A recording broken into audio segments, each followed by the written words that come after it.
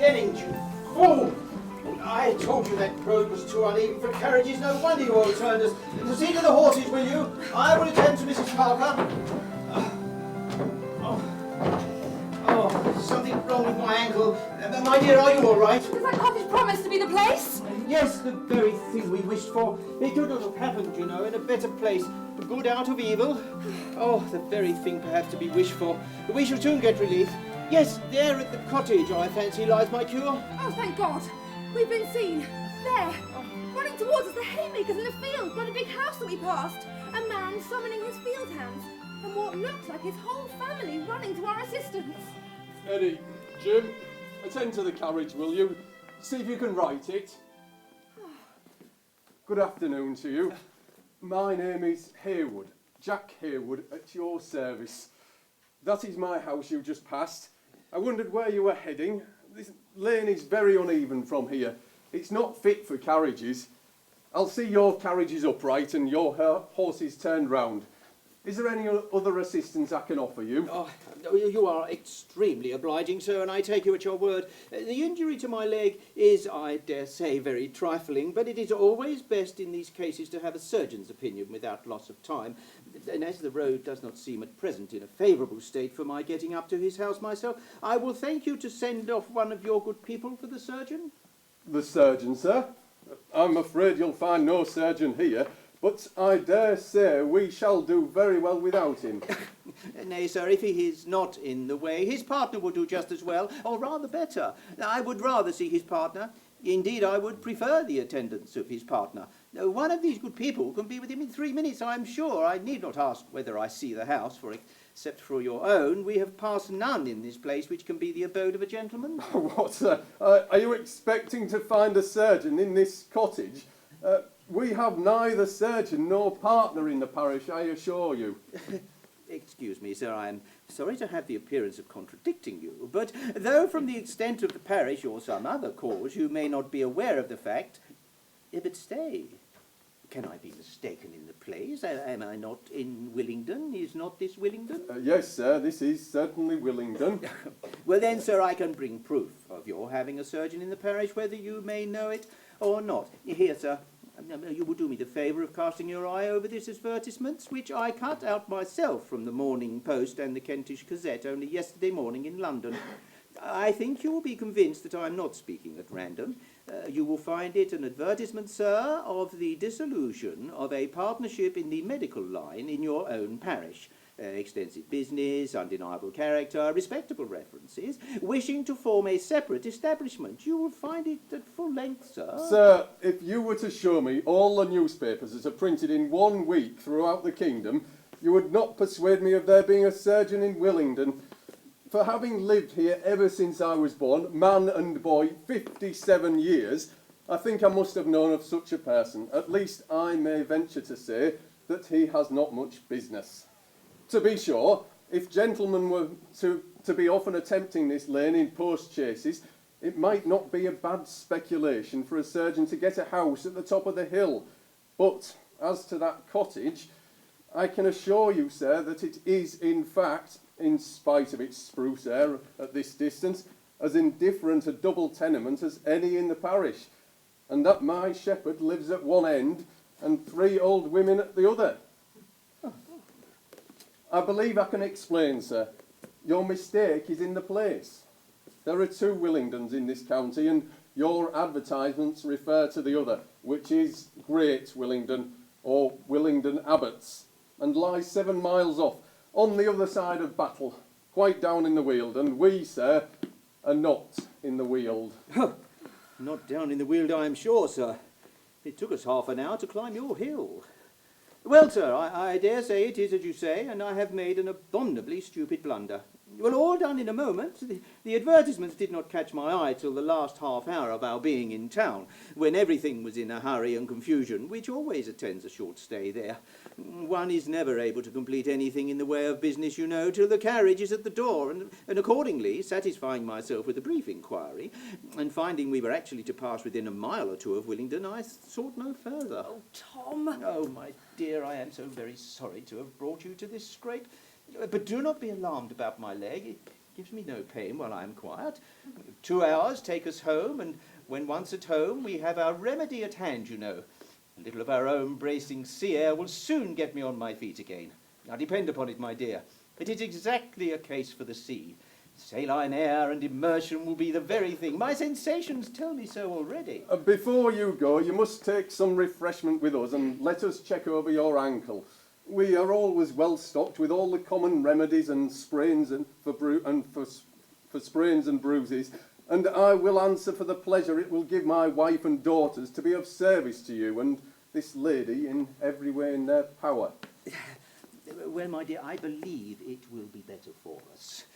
Before we accept your hospitality, sir, and in order to do away with any unfavourable impression which the sort of wild goose chase you find me in may have given arisen to, allow me to tell you who we are. My name is Parker, Mr. Parker of Sanditon. This lady, my wife, Mrs. Parker. We are on our road home from London. My name, perhaps, though I am by no means the first of my family holding landed property in the parish of Sanditon, may be unknown at this distance from the coast. But Sanditon itself, everybody has heard of Sanditon, the favourite for a young and rising bathing place, certainly the favourite spot of all that are to be found along the coast of Sussex, the most favoured by nature, and promising to be the most chosen by man. Yes, I have heard of Sanditon.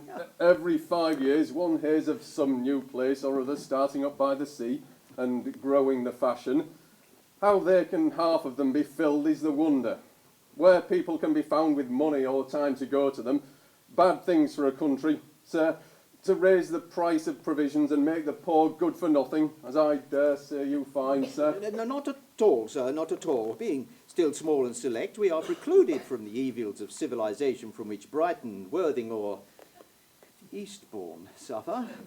Our visitors are private families and thorough gentility and character. I do not mean to take exceptions to any place in particular, sir. I only think of our coast is too full of them altogether. But had we not better try to get Our you... coast too full? But such a place as Sanditon, sir, I may say, was wanted, was called for. Nature has marked it out, had spoken in most intelligible characters. The finest, purest sea breeze on the coast, acknowledged to be so, excellent bathing, fine hard sand, deep water 10 yards from the shore.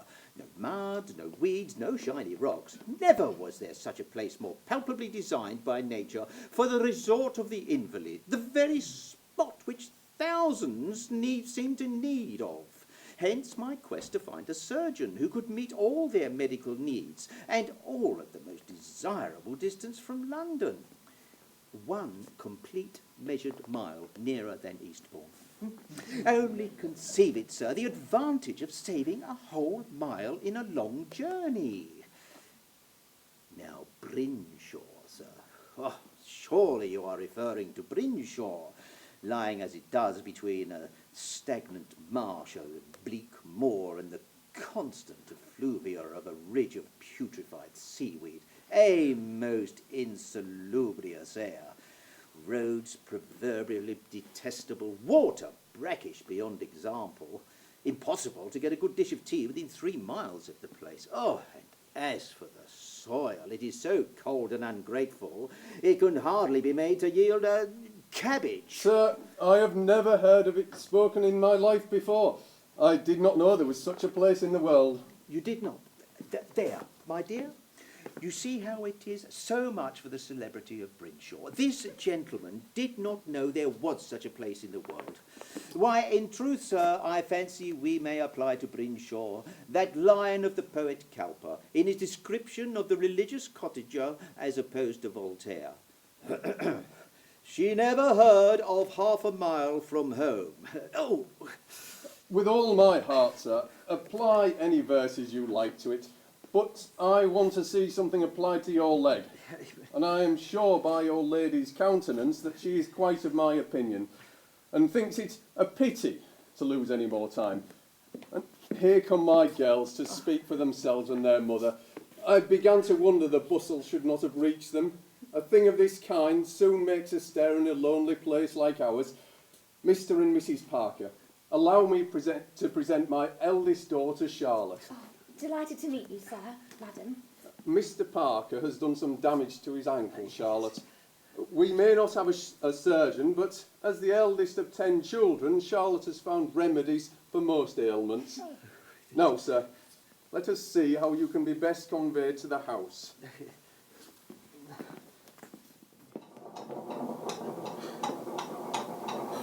Now here is an adventure. On my way to Sanditon, getting out in the world. Something my parents never did. I've never even seen the sea. Can it really be true that sea air and bathing can cure every ailment of the stomach, blood and lungs? We are so very glad that you'll spend the summer with us. It's the very least we could do to repay your family's kindness. Little Mary will love having you stay with us, and Mr. Parker has invited his 2 brothers and sisters. Their replies may be awaiting us on our return. Oh, and whose very snug-looking house with its lovely gardens, orchards and meadows? Ah, this is my old house, the house of my forefathers, the house where I and all my brothers and sisters were born and bred, and where my own 3 eldest children were born. Well, where we lived within the last 2 years until our new house was finished. I'm glad you're pleased with it. It is an honest old place, and Hillier keeps it in very good order. I have given it up, you know, to the man who occupies the chief of my land. He gets a better house by it, and I a rather better situation. One other hill brings us to Sanditon. Modern Sanditon, as beautiful as this, but of course by the sea. Yet here we are in a hole, without air or view, only 1 mile and 3/4 from the noblest expanse of ocean between the south of England and the Land's End. You won't think we'd made a bad exchange when we reached Trafalgar House. By the by, I almost wish I had not named Trafalgar, for Waterloo is more the thing now. However, Waterloo is in reserve, and if we have encouragement enough this year for a little crescent to be ventured on, as I trust we shall, then we shall be able to call it Waterloo Crescent. It was always a very comfortable house, and such an excellent garden. Yes, my love, but that we may be said to be carrying with us. It supplies us, as before, with all the fruit and vegetables we want, and we have, in fact, all the comfort of an excellent kitchen garden, without the constant eyesore of its formalities, or the yearly nuisance of its decaying vegetation. Oh, who can endure a cabbage bed in October? Well, oh, dear, yes, but we are quite as well off for garden stuff as ever we were, for if it is forgot to be brought at any time, we can always buy it when we get at Sanditon House. The gardener there is glad enough to supply us. But it was a nice place for the children to run about in. So shady in summer. But we have the canvas awning, which gives us the most complete comfort within doors, and you can get a parasol at Whitby's for little Mary at any time, or a large bonnet at Jeb's. And as for the boys, I must say I would rather them run about in the sunshine than not. Oh, well, yes, indeed. And I'm sure we do. Oh, and little Mary, I will get her a parasol, which will make her as proud as can be. How grave she will walk about it, and fancy herself quite a little woman. I have not the smallest doubt of our being a great deal better off here. If any of us want to bathe, we've not more than 1/4 mile to go. But, you know, one still loves to look at an old friend, at a place where one has been happy. The Hilliers did not seem to see the storms at all last winter. I remember seeing Mrs. Hillier after one of those dreadful nights when we had literally been rocked in our beds. And she did not seem at all aware of the wind being anything more than common. Oh, yes, surely you can have some dreadful storms that come straight in from the open sea. Ah, yes, but we have all the grandeur of the storm, but the wind has nothing to oppose or confine it around our house. It simply rages and passes on. Down in the valley, a storm cannot escape and can create huge damage. Well, as to garden stuff, I think the chief of our consumption from Stringer and his sons, for I encourage them to set up, and they don't do so well, and a normal supply from Lady Denham's gardener, old Andrew, so that he may not lose his daily job. Very well, my love. That can be easily done, and cook will be satisfied. Which will be a great comfort, for she is always complaining of old Andrew, and says he never brings her what she wants. There now, the old house is quite left behind. What is it your brother Sidney always says about it being a hospital? Oh, my dear Mary, merely a joke of his. He pretends to advise me to make a hospital of it. He pretends to laugh at all my improvements. Sidney says anything, you know. He has always said what he chooses to us. Most families have such a member among them, I believe, Miss Hayward. There is a someone in most families privileged by superior abilities or spirits to say anything. Oh, well, my brother Michael is just like that. Now, in ours it is Sidney, who is a very clever young man, and with great powers of pleasing. He lives too much in the world to be settled. That is his only fault. He's here and there and everywhere. I wish we may get him to Sanditon. I should like to have you acquainted with him. How old is he? He is 30, and what an asset he would be for the place. Such a young man as Sidney, with his neat equipage and fashionable air. You and I, Mary, know what effect it might have. Many a respectable family, many a careful mother, many a pretty daughter, might it secure us to the prejudice of Eastbourne and Hastings. Oh, Charlotte dear, this is now Sanditon village. What a pretty church. Oh, and there's the river running to the little fishing port. And over there is the hill we climb up to the cliff with its beach beneath. Oh, look, Charlotte, how this village has smartened up.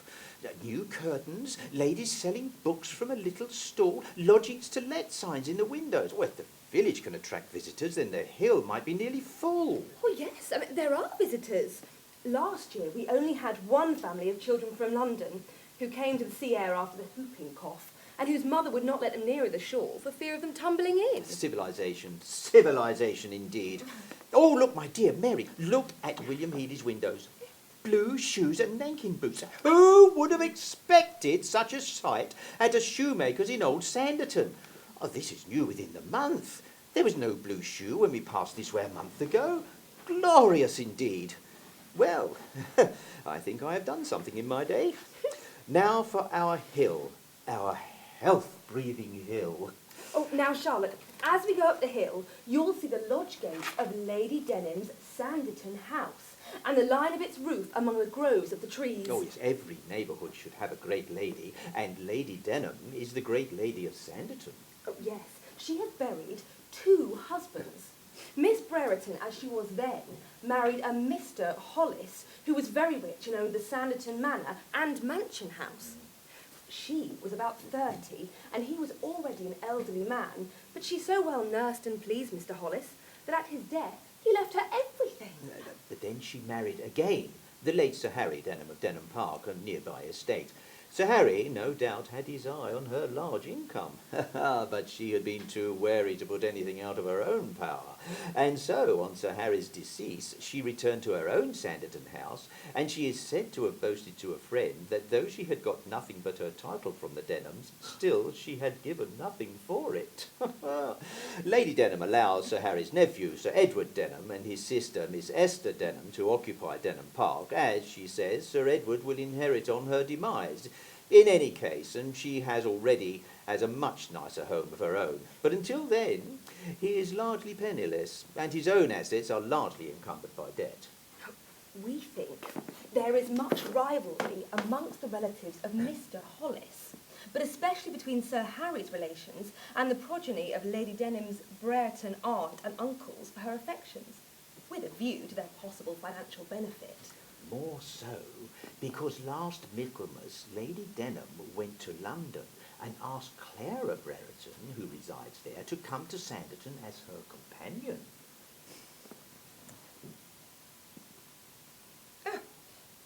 Clara returned with her, and by her good sense and merit has now, to all appearances, secured a very strong hold in Lady Denham's regard. The influence of her steady conduct and mild, gentle manners has been felt by everybody. The prejudices which met her at first in some quarters have all dissipated, and she has guided and softened Lady Denham, enlarging her mind and opening her hand. She is as thoroughly amiable as she is lovely, and since having had the advantage of the Sanditon breezes, her loveliness is complete. Well said, my dear. Oh, now look, Charlotte, the modern buildings begin. Prospect House, Bellevue Cottage, Denham Place. Well, it seems quite quiet for early summer. Oh, it will pick up. People will return from their airings to dinner soon. Nearly home. Ah, there's the way down to the beach, in front of the hotel and billiard room. Next, the row of some of our smartest homes we call the Terrace, which contains the best milliner's shop and the library. Ah, and here it is, Trafalgar House, just 100 yards from the cliff edge.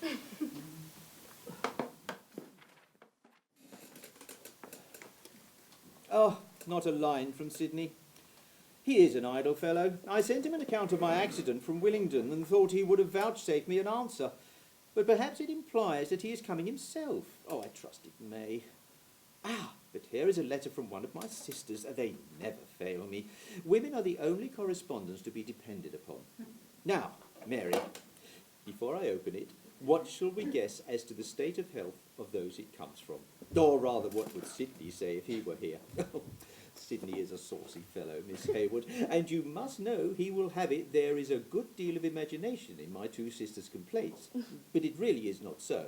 Well, very little. They have wretched health, as you have heard us say frequently, and are subject to a variety of very serious disorders. Indeed, I do not believe they know what a day's health is. And at the same time, they are such excellent, useful women, and have so much energy of character that where any good is to be done, they force themselves on exertions which, to those who do not thoroughly know them, have an extraordinary appearance. But there is really no affection about them. They have only weaker constitutions and stronger minds than are often met with, either separate or together. Oh, Daisy, our compliments to the cook. The beef was excellent. And our youngest brother, who lives with them, and who is not much above 20, I am sorry to say is almost as great an invalid as themselves. He is so delicate that he can engage in no profession. Sidney laughs at him, but it really is no joke, though Sidney often makes me laugh at them all in spite of myself. Now, if he were here, I know he would be offering odds that either Susan, Diana, or Arthur would appear by this letter to have been at the point of death within the last month. Well, back in Willingdon I grew a herb garden, and using the ingredients to make simple remedies, I cured many of my siblings' ailments.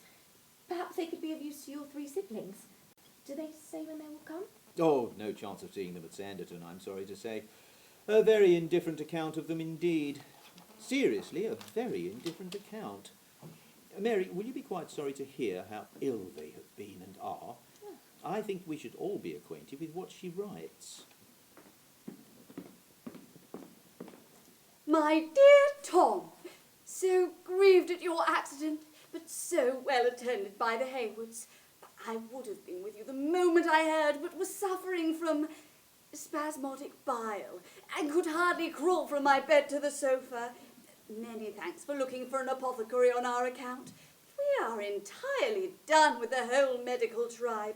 We have consulted physician after physician in vain till we are quite convinced that they can do nothing for us, and we must now trust to our own wretched knowledge of our own wretched constitutions for any relief. But if you think Sanditon needs a medical man, I will undertake the commission with pleasure, and have no doubt of succeeding, for together we must have knowledge of every physician in the south of England. As for getting to Sanditon, we are all quite incapable of travel. In my present state, the sea air would probably be the death of me. I doubt whether Susan's nerves would be equal to the effort.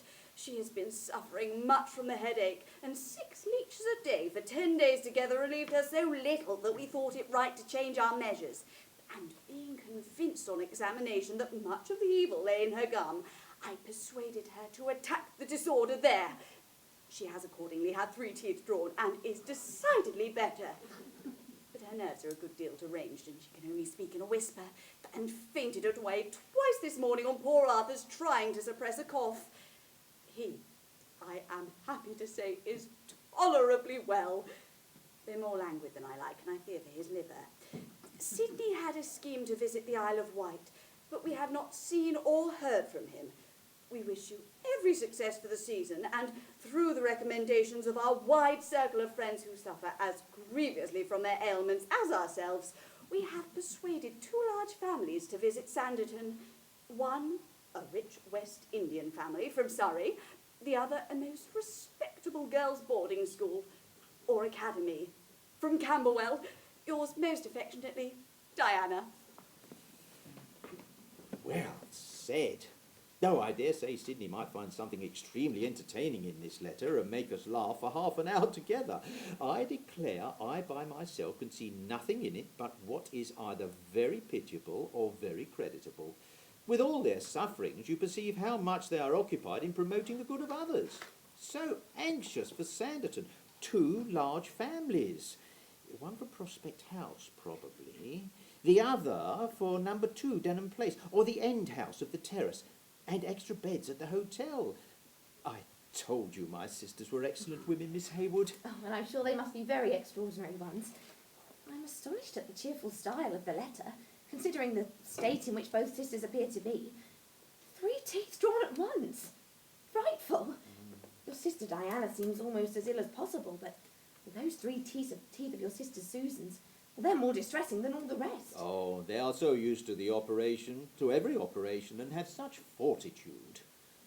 Well, your sisters know what they are about, I dare say, but their measures seem to touch on extremes. I feel that in any illness I should be so anxious for professional advice, so very little venturesome for myself or anybody I loved. But then we have been a healthy family. I can be no judge of what the habit of constant self-doctoring may do. Oh, why, to own the truth, I do think the Miss Parkers carry it too far sometimes, and so do you, my love, you know. You often think it would be better if they would leave themselves more alone, and especially Arthur. I know you think it a great pity they should give him such a turn for being ill. Well, my dear Mary, I grant you it is unfortunate for poor Arthur that at his time of life he should be encouraged to give way to indisposition. It is bad that he should be fancying himself too sickly for any profession and sit down at 21 on the interest of his own little fortune, without any idea of attempting to improve it, or of engaging in any occupation that may be of use to himself or others. But let us talk of pleasanter things.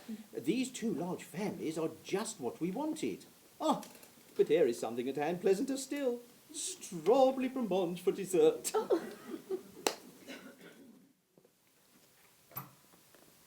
We returned from Mrs. Whitby's library.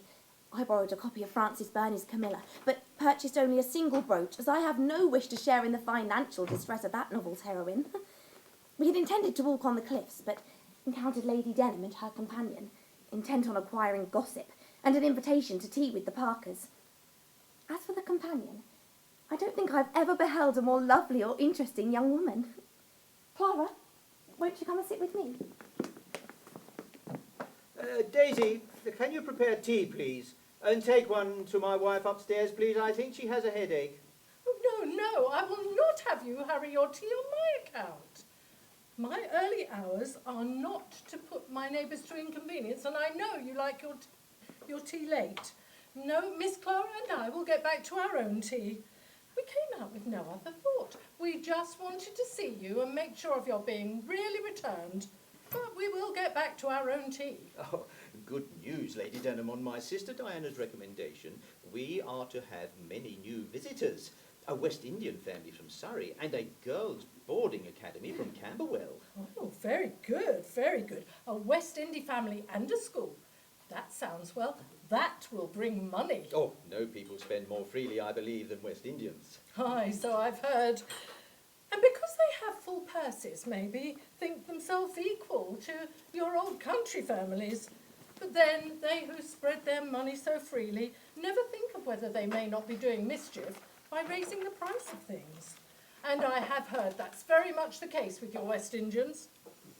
And if they come among us to raise the price of our necessaries of life, we will not much thank them, Mr. Parker. Oh, my dear madam, they can only raise the price of consumable articles by such an extraordinary demand for them and such a diffusion of money among us as must do us more good than harm. Our butchers and bakers and traders in general cannot get rich without bringing prosperity to us. If they do not gain, our rents must be insecure and in proportion to their profit must be ours, eventually in the increased value of our houses. Oh, well, but I should not like to have the price of butcher's meat raised, and I shall keep it down as long as I can. I see that lady smiles.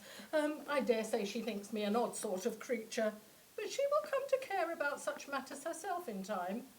Oh, yes, depend upon it, my dear. You will come to care about the price of butcher's meat in time, although you may not have such a servants' hall full to feed as I have. And I do believe those are best off that have fewest servants.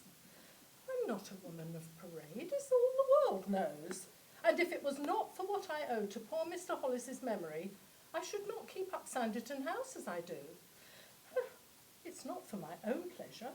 She's not worried about the price of butcher's meat. She's just worried the West Indian family will put on a bigger show than she does. She's worried she won't be able to contain the threat. Well, Mr. Parker, and the other group is a boarding school, a French boarding school, is it? Oh, there's no harm in that. They'll stay there 6 weeks, and out of such a number, who knows, but some may be consumptive and be in want of asses milk, and I have 2 milk asses at this present time. But perhaps the little missus may hurt the furniture. I do hope they'll have a good sharp governess to look after them. Mr. Parker, we were much concerned because you were delayed on your trip back from London. Oh, I went in search of a physician, but my coach overturned, and in consequence I was attended by the Hayward family, whose eldest daughter joins us here in Sanditon for the summer. Oh, that's as may be. But Lord, my dear sir, how could you think of such a thing? I mean, I'm very sorry about your accident, but upon my word, going after a doctor. Why, what should we do with a doctor here in Sanditon? It would be only encouraging the poor and the servants to fancy themselves ill if there were a doctor at hand. Oh, I pray, let us have none of that tribe at Sanditon. We go on very well as we are. There is the sea and the downs and my mill chassis, and I have told Mrs. Whitby that if anybody inquires for a chamber horse, they may be supplied at a fair rate. Poor Mr. Hollis's chamber horse, good as new. And what more can people want? Here I have lived 70 good years in the world and never took physic above twice and never saw the face of a doctor on my own account in my entire life, and I do believe that poor dear Sir Harry would have been alive today if he'd never seen one neither. 10 fees, one after another, did that man take that sent him out of the world. Oh, I beseech you, Mr. Parker, no doctors here. Daisy, can you serve the tea, please? Tea? Oh, my dear Mr. Parker, you should not indeed. Why would you do so? I was just upon the point of wishing you good evening. But since you are so neighbourly, I do believe Miss Clara and I will stay. The terrace, a promenade outside this distinguished row of houses. The first object of all to be seen here when the early affairs of morning have been brushed away. Mr. Parker, this must be the delightful Charlotte Hayward my aunt has been telling me all about. Yes, indeed. Charlotte, may I present Sir Edward Denham of Denham Park? Charming. How charming. I believe we are to walk. Perhaps, Charlotte, you would accompany me? My pleasure. There seems something agreeable in his air and address, and well, his title does him no harm. But what of him and Clara? Does he walk with me to pique her? Indeed, the pleasure is all mine. To walk with so fair a maiden on a cliff, to view the sea and its shore, to feel the emotions they summon, its terrific grandeur of the ocean in a storm, its glassy surface in calm, its gulls, its sapphires, its abysses, its quick vicissitudes, its dreadful deceptions, its mariners tempting it in sunshine and overwhelmed by it in a sudden tempest. Oh, well, yes. For having lived my whole life inland, this is the first time I have ever seen the sea. And it is indeed very grand. Do you remember Scott's beautiful lines on the sea? Oh, what a description they convey. You know, they're never out of my thoughts when I walk here. That man who can read them unmoved must have the nerves of an assassin. Oh, heaven defend me from such a man. What description do you mean? I remember none at the moment of the sea in either of Scott's poems. Do you not? No. Well, nor can I exactly recall the beginning at the moment. But you can not have forgotten his description of women. Oh, women in our hours of ease. Oh, it's delicious. Delicious. Had he written nothing more, he would have been immortal. And then again, that unequalled, that unrivalled, that addressed parental affection. Some feelings are to mortals given, with less of earth in them than heaven, etc. Whilst on the subject of poetry, what do you think of Burns's lines to his Mary? He means the woman he pursued, having already made 2 other women bear his children. I've read several of Burns's poems with great delight. As have I, and, well, I'm not poetic enough to separate a man's poetry entirely from his character. Yes. With Burns, there is pathos to madden one. If ever there was a man who felt, it was he. Montgomery had the fire of poetry. Wordsworth had the true soul of it. Campbell, in his Pleasures of Hope, touched the extreme of our sensations, like angels' visits, few and far between. Can you conceive of anything more sublime, more melting, more fraught with deep emotion than that line? But Burns, I confess my sense of his preeminence. If Scott has a fault, it's a want of passion, tender, elegant, descriptive, but tame. The man who cannot do justice to the attributes of woman is my contempt. I think we know what attributes of women he is referring to, and the sort of man that sees nothing more in a woman than those attributes. Oh, sometimes, indeed, a flash of feeling seems to irradiate Scott, as in the lines we were speaking of, "O women in our hours of ease," but Burns, he's always on fire. His soul was the altar in which lovely lady sat enshrined. His spirit truly breathed the immortal incense which was her due. Well, Burns' known irregularities greatly interrupt my enjoyment of his lines. I have difficulty in depending on the truth of his feelings as a lover.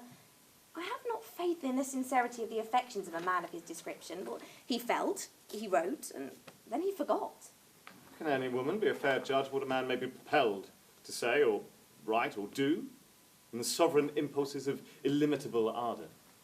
I really cannot comment on that matter. Well, this is such a charming day. The wind, I fancy, must be southerly. Edward, you are monopolising the lady. Come, my dear, won't you take a stroll with me? Oh, of course, Lady Denham. Pleasure to meet you, Mrs. Hayward. I will away to the lending library. And how do you find my nephew? Well, very full of feelings and talking in newest fashioned hard words. I was unclear of his intentions. Oh, feelings, intentions, consequent actions, there's the rub. Now, Miss Esther wants me to invite her and her brother to stay for a week at Sanditon House with me, as they did last year. But I shan't. She's been trying to get round me every way with her praise of this and her praise of that. But I saw what she was about. I saw through it all. I'm not very easily taken in, my dear. They are my young folks. That's what I call them sometimes. I had them with me last summer for a week, about this time, from Monday to Monday, and very delighted and thankful they were.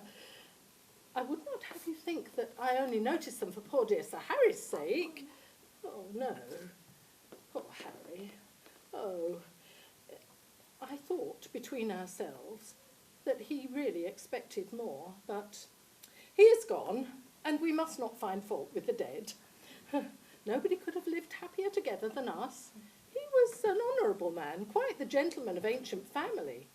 And when he died, I gave Sir Edward his gold watch.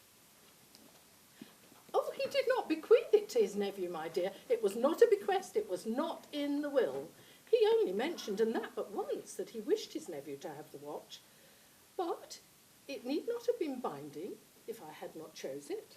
Very kind indeed, very handsome. Oh, yes, my dear, and it's not the only kind thing I have done by him. I have been a very liberal friend to Sir Edward. And poor man, he needs it bad enough. For although I am only the dowager, and he is the heir, things do not stand between us, as they so commonly do between such parties. No, not a shilling do I receive from the Denham estates. Sir Edward has no payments to make me. He don't stand uppermost, believe me. It is I who help him. I let him live on my Denham estate entirely rent-free. Oh, he's a very fine man, particularly elegant in his dress. Yes, yes, he is well to look at, and it is to be hoped that some lady of large fortune will think so, for Sir Edward must marry for money. He and I often talk the matter over, and a handsome young man like him will go smirking and smiling about and paying girls compliments, but he knows he must marry for money. And Sir Edward is, in the main, a very steady young man, and has some very good notions. Oh, Sir Edward Denham, with such personal advantages, may surely be able to get a woman of fortune if he chooses it. Why, my dear, that's very sensibly said. And if we could but get an heiress to Sanditon. But heiresses are monstrous scarce. I don't think we have had an heiress at Sanditon since it's been a public place. Oh, families come after families. But as far as I can learn, not 1 in 100 of them have any property, landed or funded. But I saw lots of lovely carriages on the way. Oh, An income, perhaps, but no property. Oh. Clergymen, lawyers from town, half-pay officers, widows with only a jointure. And what good can such people do to anybody, except maybe as they take our empty houses, and between you and me, I believe they are fools for not staying at home. Now, if we could get an heiress to Sanditon, if she could be sent here for her health, and if she were ordered to drink ass's milk, I could supply her, and then, when she got well, have her fall in love with Sir Edward. That would be very fortunate indeed. And his sister, Miss Esther, she must marry a person of fortune too. She must get herself a rich husband. Oh, young ladies without an income are very much to be pitied.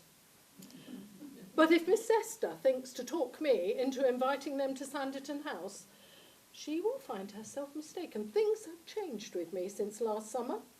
I have Miss Clara staying with me now, and that makes a great difference. Oh, well, yes, I'm sure it must. And besides all this, am I to be filling my house to the prejudice of Sanditon?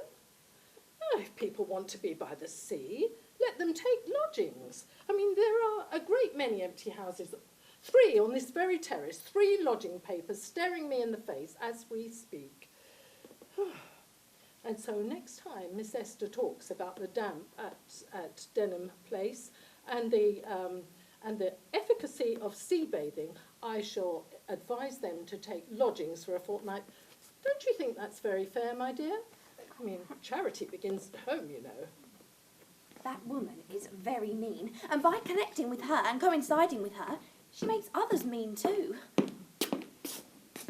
We talked of poems, but what of novels? Aha, fair questioner. Such novels that exhibit the progress of strong passion, from the first germ of incipient susceptibilities to the utmost energies of reason, half dethroned, where we see the strong spark of women's captivation elicit fire in the soul of man, as leads him to risk some aberration from the strict line of primitive obligations to hazard all, dare all, achieve all, to obtain her. I think our taste in novels is not the same at all. Perhaps you might find such a woman, but I think your aunt would have you marry a rich heiress. Well, I am determined to follow my heart, to capture beauty against the highest pitch of disdain or aversion, and to win the object of my passion to my will. Bye, my dear. My carriage awaits.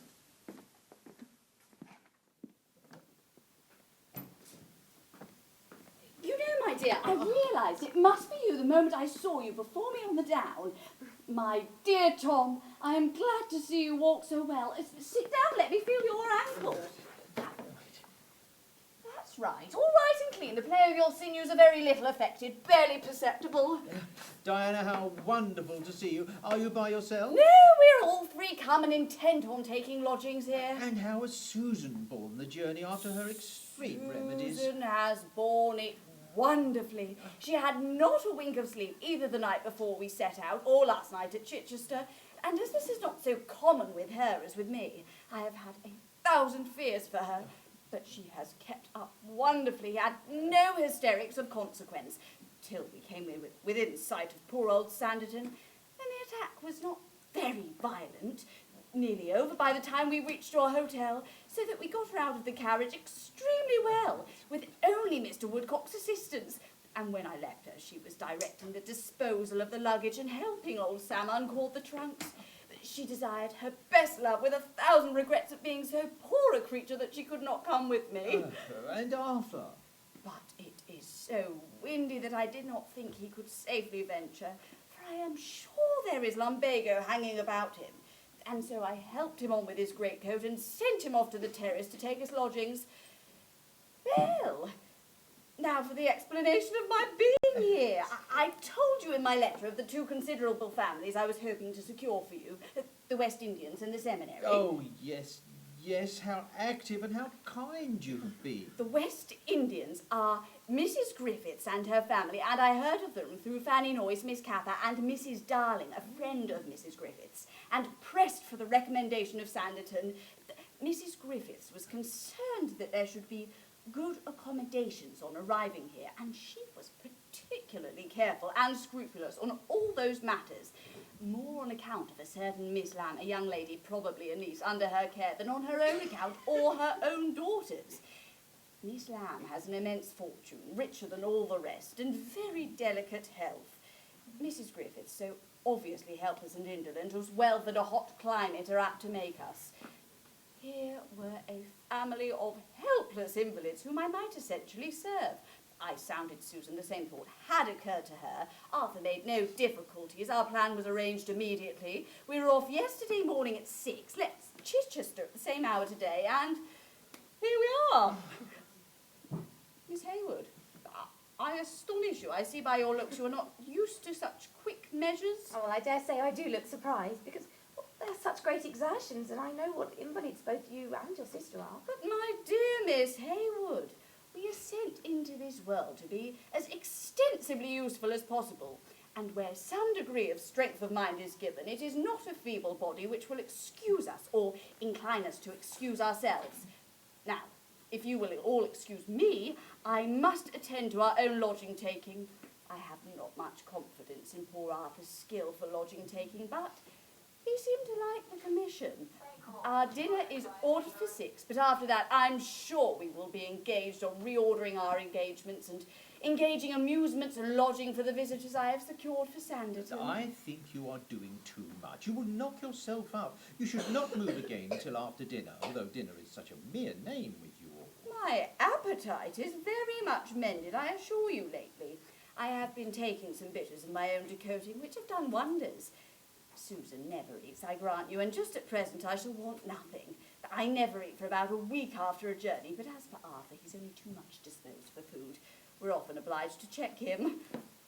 Well, before you go, you have not told me anything of the other family coming to Sanditon, the Camberwell Seminary. Have we a good chance of them? Oh, certain. Quite certain. I had forgotten them for the moment, but I had a letter 3 days ago from my friend Mrs. Charles Dupuy, which assured me of Camberwell. Camberwell will be here to a certainty, and very soon. Mrs. Dupuy lives next door to a lady whose relation gives lessons on eloquence and belles lettres to some of the girls. I got that man a hare from one of Sydney's friends, and in return he recommended Sanditon without any further involvement from me.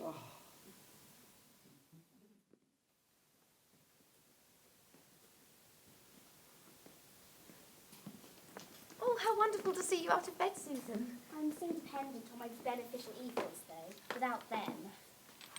We would not have had a fire at home at this time of year, but the sea air is always so damp, and I'm not afraid of anything so much as the damp. Arthur, I'm so fortunate as never to know whether the air is damp or dry. It is always some property to me that is wholesome and invigorating. Diana, have you seen my camphor of lignet? I like air too, as well as anybody can. I'm very fond of standing at an open window when there is no wind, but unluckily damp air does not like me, and it gives me rheumatism. You're not rheumatic, I suppose? Not at all. Excuse me. It's a great blessing, but perhaps you're nervous. To say the truth, nerves are but the worst part of my complaints, in my opinion. My sisters think me bilious, but I doubt it. Oh, no, you're quite in the right to doubt it as long as you possibly can. If I were bilious, you know wine would disagree with me, but it always does me good. The more wine I drink, in moderation, the better I am. I'm always best of an evening. If you had seen me today before dinner, you would have thought me a very poor creature. Well, as far as I can understand what nervous complaints are, I have a great idea of the efficacy of air and exercise for them.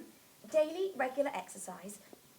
And I should recommend rather more of it to you than I suspect you're in the habit of taking. Oh, I'm quite fond of exercise myself and mean to walk a great deal while we are here. You shall see me out every morning before breakfast, and I shall take several turns upon the terrace. You surely do not call walking on the terrace exercise. You need to walk down to the beach and along the sands. But the slope is so steep. Walking down would not be a problem, but walking back up in the middle of the day would throw me into such a perspiration. You would see me all in a bath every time. I'm quite prone to perspiration. There cannot be a sure sign of nervousness. I hope you will eat some of this toast. I reckon myself a very good toaster. I have burned my toasts, never put them too close to the fire at first, and yet, you see, there's not a corner but what is well browned. I hope you like dry toast. With a reasonable quantity of butter spread on it, very much. Oh, no. But not otherwise. Ah, no more do I. We think quite alike there. So far from dry toast being wholesome, I think it a very bad thing for the stomach. Without a little butter to soften it, it hurts the coats of the stomach, I'm sure it does. I'll have the pleasure of spreading some for you directly, and afterwards I shall spread some for myself. Very bad indeed for the coats of the stomach, but there's no convincing some people. It irritates and acts like a nutmeg grater.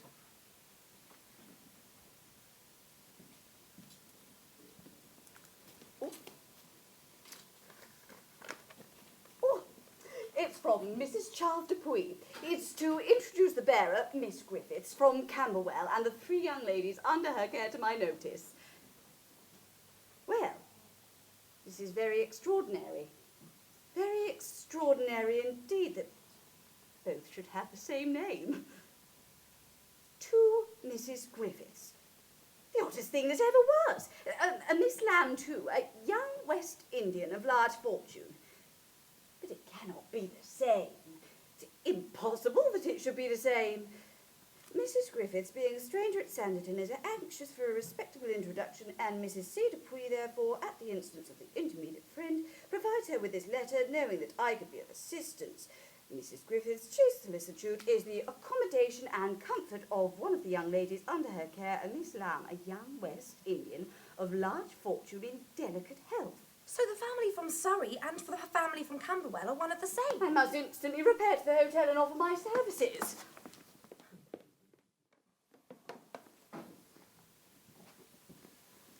You haven't yet seen Sanditon House, have you, Charlotte? I thought we might try and remedy that today and take the initiative of calling on Lady Denham this morning before she has the opportunity to call upon us. Yes, I'd like that very much. And if you should find a favourable opening, my love, I think you had better mention the poor Mullins situation, and sound her ladyship as to a subscription for them. I am not fond of charitable subscriptions in a place of this kind. It is a sort of tax upon all that come, yet as their distress is very great, and I almost promised the poor woman yesterday to get us something done for her, I believe we must set a subscription on foot. And therefore the sooner the better. And Lady Denham's name at the head of the list will be a very necessary beginning. You will not dislike speaking to her about it, Mary? I will do whatever you wish me, but you would do it so much better yourself. I shall not know what to say. The easiest thing in the world. And while you are on the subject of subscriptions, Mary, I will thank you to mention a very melancholy case to Lady Denham, which has been represented to me in the most affecting terms. There is this poor woman in Worcestershire whom some friends of mine are exceedingly interested about, and I have undertaken to collect whatever I can for her. If you would mention the circumstances to Lady Denham can give if she is properly attacked, and I look upon her to be the sort of person who, when once she is prevailed to undraw her purse, would as readily give 10 guineas as 5. And then there is the family of the poor man who was hung last assizes in York. I did, Diana. I could no more mention these things to Lady Denham than I could fly. Where's the difficulty? I wish I could go with you myself, but in 5 minutes I must be at Mrs. Griffiths to encourage Miss Lamb on taking her first dip. She is so frightened, poor thing, that I promised to come with her and keep up her spirits, and go in the machine with her if she wished it. And as soon as that is over, I must hurry home, for Susan is to have leeches at 1 o'clock, which will be a 3 hours business, therefore I really have not a moment to spare, and besides that, between ourselves, I ought to be at myself in bed at this present moment, for I'm hardly able to stand, and when the leeches are done, I dare say we shall both go to our rooms for the rest of the day, so we really are depending on you. Upon second thoughts, Mary, I will not trouble you to speak about the Mullins. I will take the opportunity of seeing Lady Denham myself. I know how it suits you to be pressed in matters upon a mind at all unwilling. Oh, it is a lovely day for a walk. We can walk slowly past the corner house, by the hotel, Oh, the one where the blinds are permanently open. and the focus of Arthur's morning walks. And see on what activity the Miss Beauforts are engaged today. I think that's Leah playing the harp upstairs. And Letitia sketching by the downstairs window. Oh, look, there's a carriage coming up the hill. Is it a gig or a phaeton? Oh, I recognise the coachman. I do believe it's Sydney's carriage. Hello, Sydney. How wonderful to see you. But we weren't expecting you. Are you going up to the house? This must be the delightful Charlotte Hayward my sisters keep me well informed. Very pleased to meet you, Sydney Parker. Not as gratified as I, Miss Hayward, to find you every bit as beautiful as Diana's description. Well, are you staying with us at Trafalgar House? Unfortunately not. The hotel must be my quarters. I'm to be joined there by a friend or two, but you can count on me calling on you tomorrow. Till then. Just ahead, those are the gates to Sanditon House. Oh, what fine elms. Mary, you go ahead. I must just attend to my shoe. Over there, behind the palings, Sir Edward and Clara Brereton. Secret lovers finding a proper spot for stolen interviews. Or something else. What a fine-looking house. I wonder if it's as grand on the inside.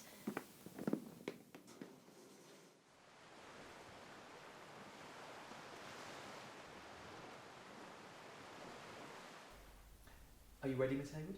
Yes, I'd love to.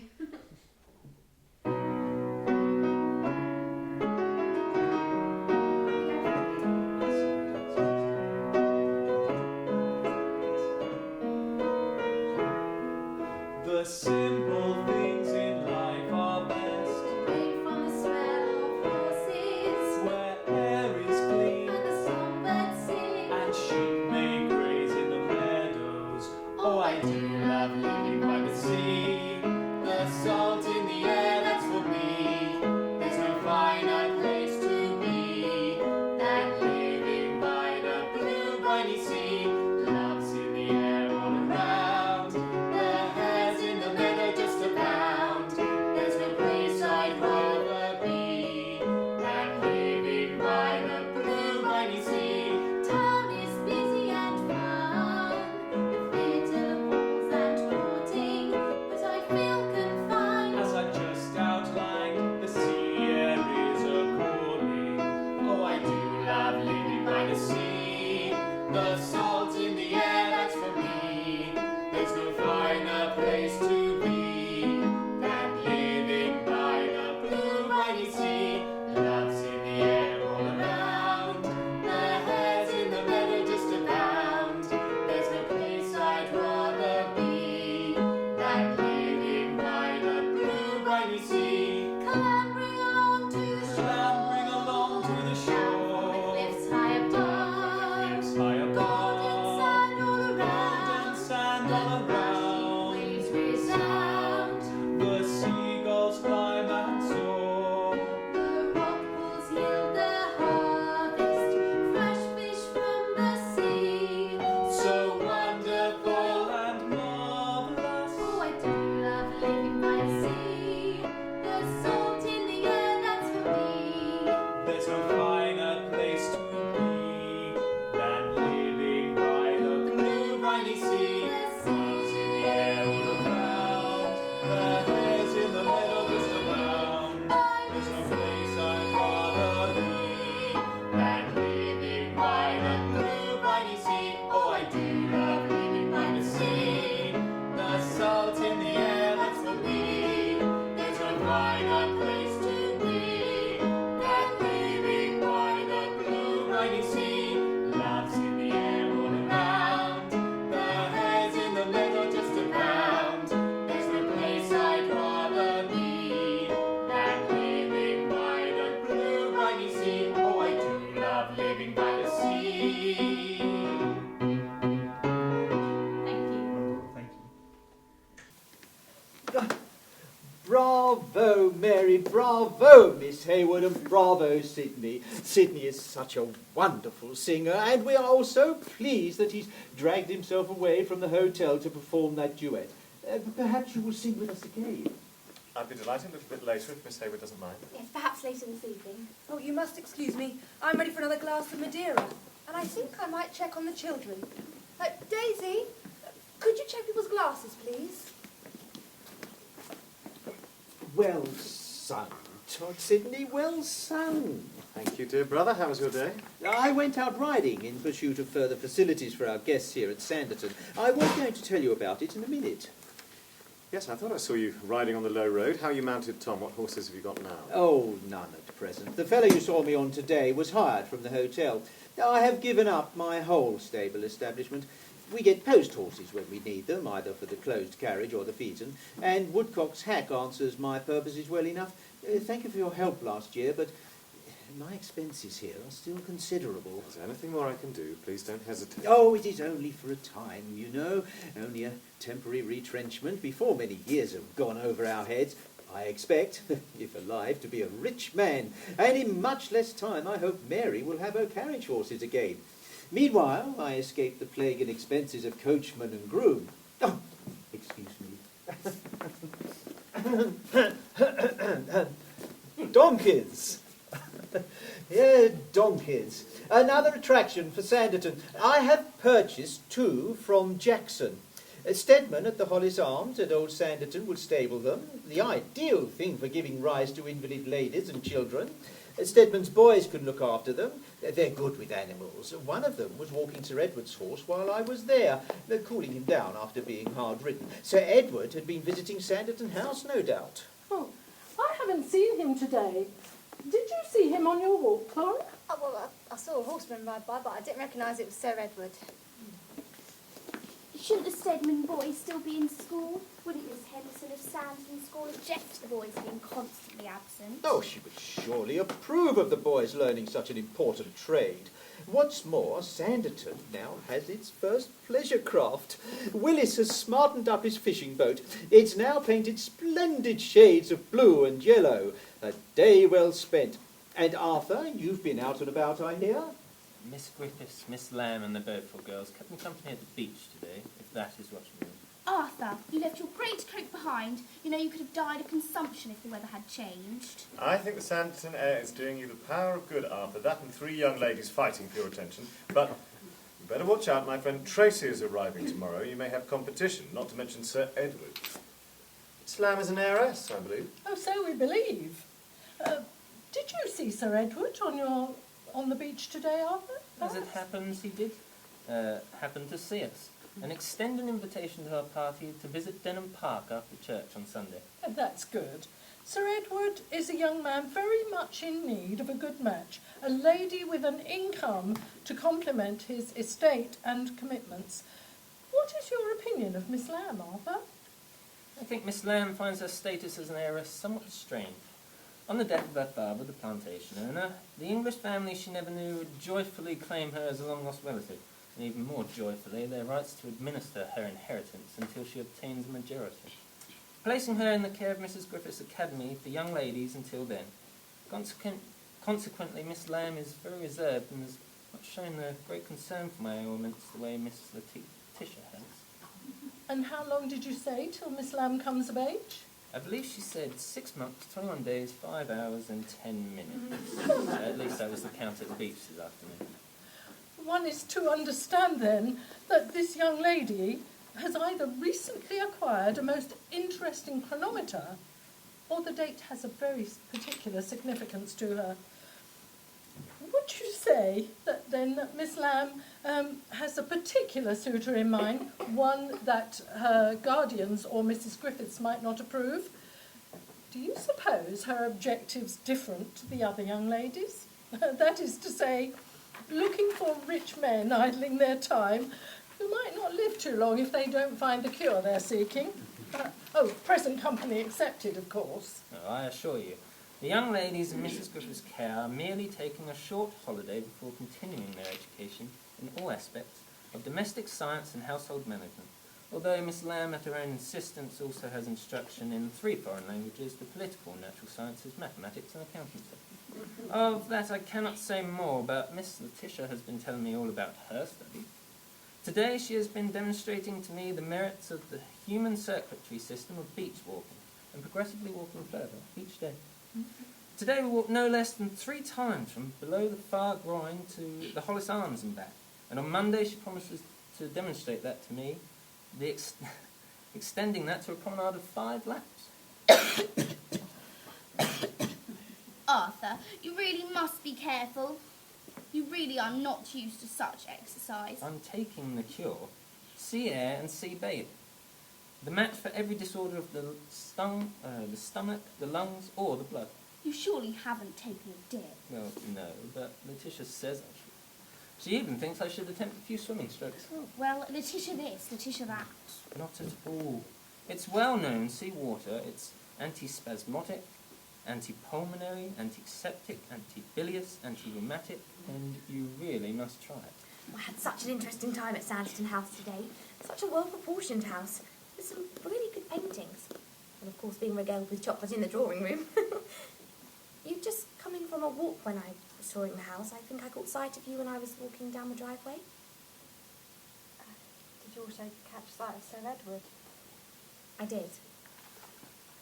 Yeah, he did stop to speak to me. And? Please don't tell Lady Denham. Shall we take a turn on the veranda? So this is in strictest confidence then, yeah? Just you and me? Count on it. In this resort of elderly hypochondriacs, us young ladies have to stick together. Yeah, Sir Edward did stop and speak to me. An assignation? Well, that was very bold of you. And what would Lady Denham have said? It was just our regular morning walk. But sometimes Lady Denham chooses not to come. Not quite frequently, in fact. She's becoming more and more obsessed that the servants are trying to steal her silver. Every week she makes them get it all out so she can tick it off her list. And what am I to do if Sir Edward is out riding and he stops to talk to me? But he was so strange and confusing. I suppose he was quoting Robbie Burns to you. Oh, pale, pale, now the rosy lips I have to kiss it fondly. So that's what he was talking to you about the other day. The severe poetry. Oh, well, he was trying to, poor man. But I think I had the better of him. Is that what you mean by strange and confusing? My dear Charlotte, if one could keep one's virtue as an orphan girl in Whitechapel, one must surely be more than a match for the Sir Edwards of this world. No, it was much stranger than that. He said he especially wanted to talk to me about the elf of Lady Denham, and how it was so important to him. How she was such an old lady and should be so careful of what she ate in case it disagrees with her, and how she should be so careful if she walked around, how she should always take a stick, and how she should be so careful if she went anywhere in the carriage, so that she wouldn't have an accident like Mr. Parker. And what did you say?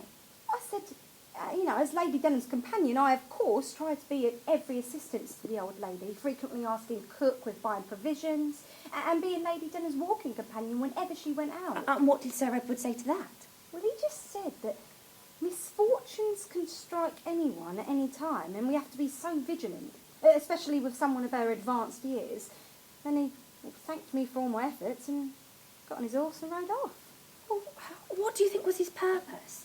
I don't know, maybe just words for the sake of words, and having something to say. It's not easy for men to speak to women in these circles of society. Like the East End. If he came to me, told me he loved me, that Lady Denham gave us her blessing, and if she didn't, he'd still marry me anyway, well, I'd say yes, provided we could have sensible conversations from then on. Look, but enough of me. About you. I saw the way you were looking at Sydney Parker, Annie at you. Oh, we will see. I think Sydney's only here for a few days and I'm here for the summer. Shall we join the others?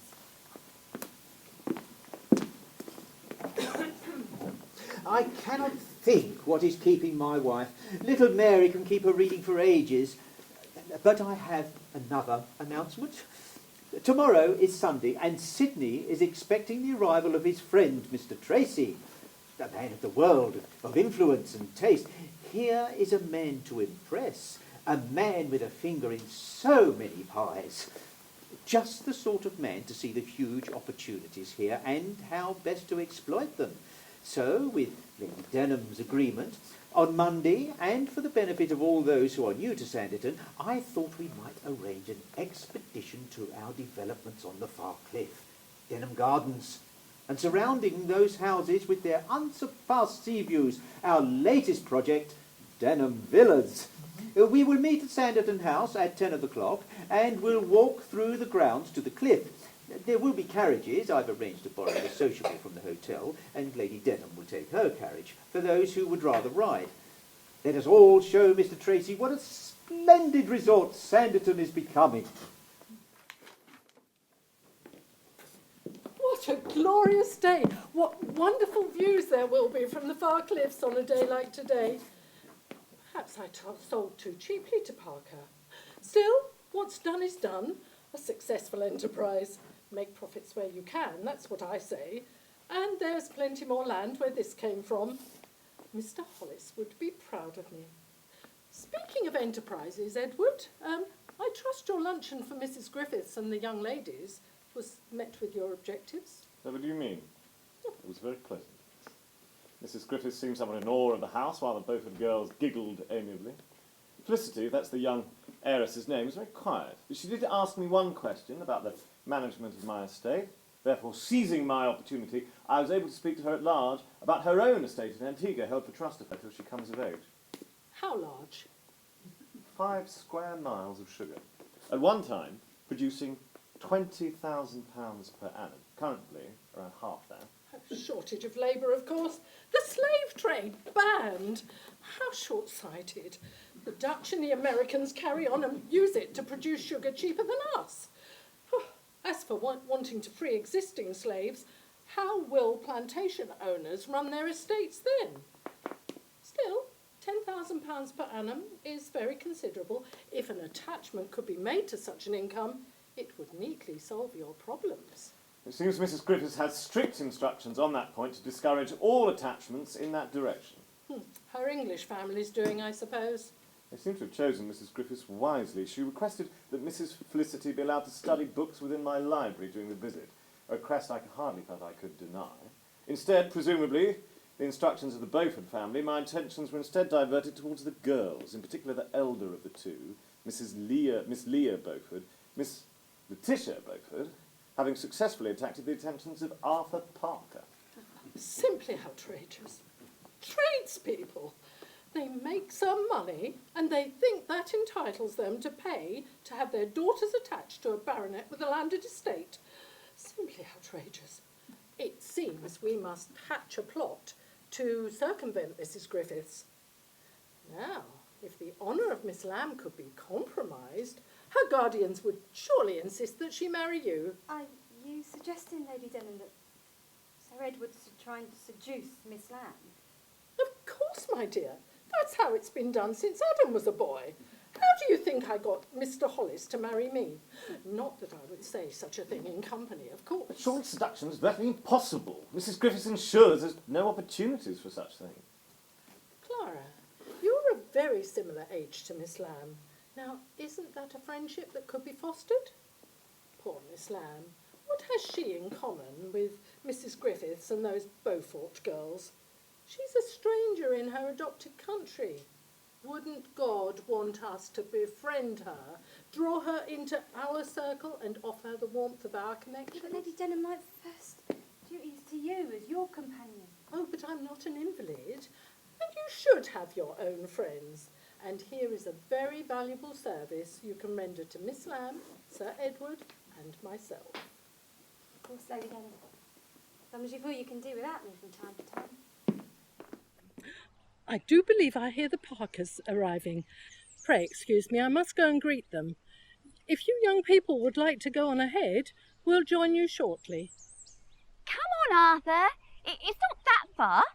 Just think of the wonders this stiff walk will do to your gastric and pulmonary systems. Which way is it to the cliffs? You just follow the path through the walled garden, you can't miss it. This way, Arthur.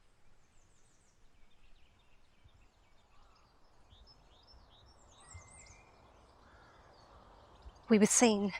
By whom? Charlotte Hayward. Did she say anything? Well, only to me, I think. What did you tell her? Didn't know what to say.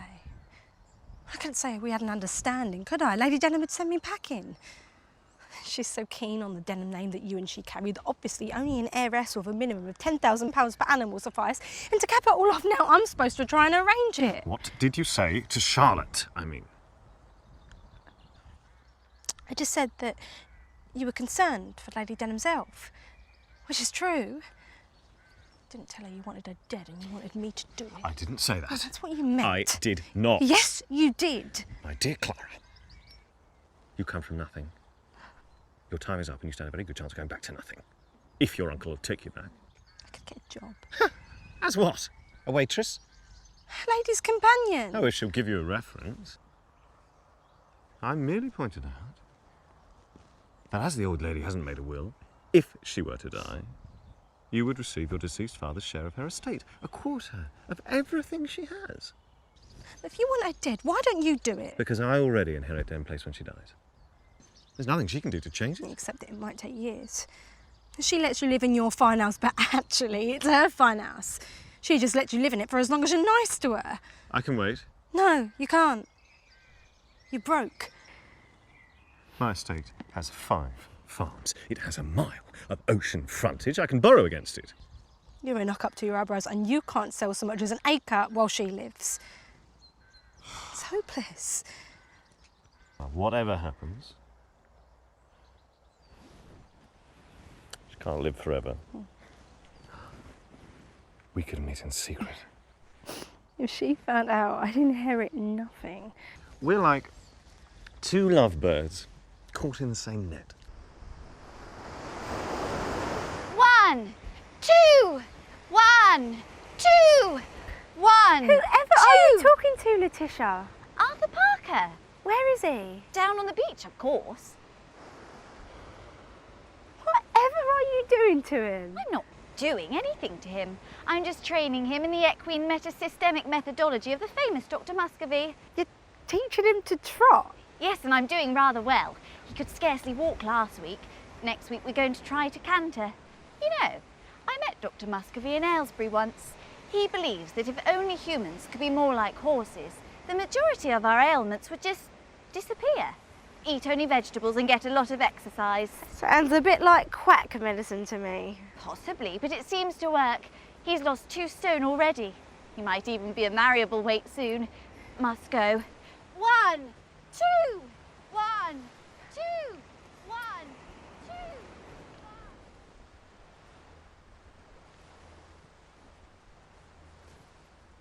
Charlotte, I need to talk to you.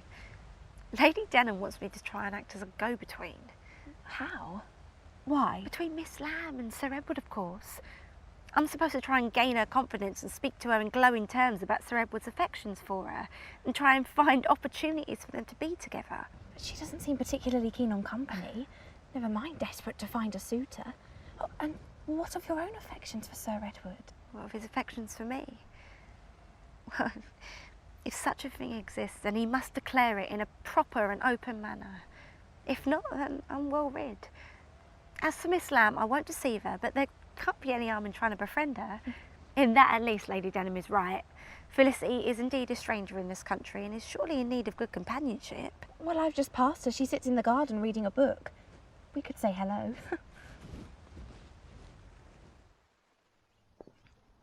Can I help you?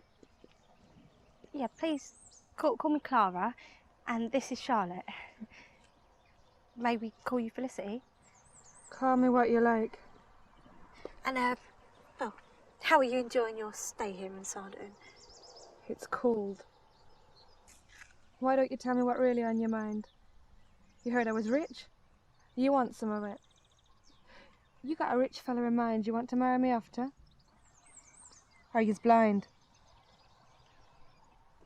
As a quadrant? I don't think I quite understand. As half mulatto. You understand that? Mulatto means half white, half black. You don't look black. Not very black anyway. I can be white when it suits folk, and black when it suits them the other way. Now, you want to marry me after that Sir Edward, right? Him already done his best to try and make me notice him. Now, if I marry Sir Edward, I'd be white. Right up until the day that he would get his hands on my money and my body, and then I reckon he'd reckon I was black. And if he didn't, then him friends would. Then what? You're from a rich family. Your family own an enormous sugar plantation. My family is dead. You've got family here in England. If I got real family in England, why are here with Mrs. Griffiths in this godforsaken place? Well, please, tell us. We'd like to know. Well, Mr. Lamb, he were a plantation owner, and his wife died of sickness. His children died of sickness too. Then him bought his wives, and they lived in the wife house. And when one was sick or one got with child, he'd sell 'em in the market and buy another. But my mother, she was special. She were mulatto. She was a child or his manager with a native woman, and she were beautiful. But my mother died giving birth to my brother. And Mr. Lamb, he was old, and him had no one left except me. So him brung me up to the big house, and him gave me my freedom. And he sent me to school, and he made me his heir. So he did love you then? My dear, he was a pig. I decided if I could be the perfect white daughter, then maybe he would not have his way with me. I was 9 when he took me up to the big house. I kept my act up for 10 years. I was 16 when he went blind, and I started to run the estate for him. And in that way I survived. Felicity, we're not awful people. My life hasn't been quite as hard as yours, but at least you're financially secure, which is more than I am. My father shifted from one employment or one speculation to another and failed of success in any. He died when I was 5. My little hymn book, my only remembrance of him. Clara, how awful. My mother remarried a man named Dixon, and for a while she prevailed upon him to let me go to school. But she died suddenly and in terrible agony. So I became a drudge, bringing up Hickson's children, until rescued there by an uncle. But he soon tired of me, so that all was left for me was a job in service. Like 95% of women everywhere. So what happened? Well, my uncle found me a job with a Mrs. Cavendish Dawes. The interview went well, but a few days later I received a letter of rejection. And my uncle reckoned it was because I was too pretty and too much of a temptation for Mr. Dawes. You may never really know. I was without a future until Lady Denham's visit, and upon her affection, I'm now totally dependent. So, what's your story? Well, you both make me feel guilty. I grew up on a farm, the eldest of 10 children, and, well, I had a wonderful, if somewhat sheltered childhood. Look, I have sympathy for you both, I really do, but, well, that's in the past, and it's behind us. The past may be behind us, girl, but it sure shapes our future. So, what is your future, Felicity? Certainly not the plaything for a popinjay like Sir Edward. Soon I will be rich and independent. Slavery is an evil on mankind, and I intend to fight it. So be it. But there's no reason we can't be friends and have a bit of fun along the way. I have a plan whereby we might all get what we want. Ah, Miss Hayward. Is that Sydney with you? What is it that he's found that interests him so much? Won't you tell me the story of how you came to be in Sanditon? Sydney tells me it's the result of another one of Mr. Parker's harebrained schemes. Oh, not at all. Just an unfortunate accident. The Parker's coach overturned outside my father's house in Willingdon, and my family and I were of assistance to them. Mr. Parker's a very generous man, and as a sign of his gratitude invited me to stay with his family for the summer. Well, Sanditon's gain of such a beautiful young lady is surely Willingdon's loss. Supercilious man.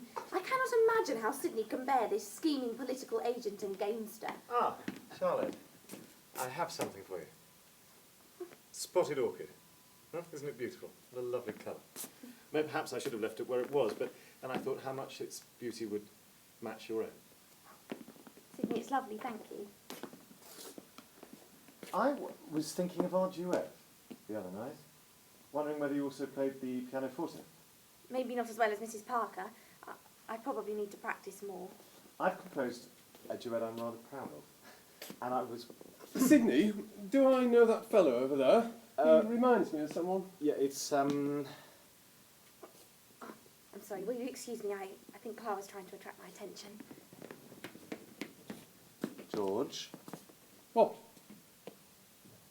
George, that is Lady Denham's protégé, Sir Edward Denham. I thought it might be. I was of some assistance to the fellow in 14 whilst he was abroad. Had fallen into a bad set, lost his money, become entangled with a young lady, nothing more than a fortune hunter.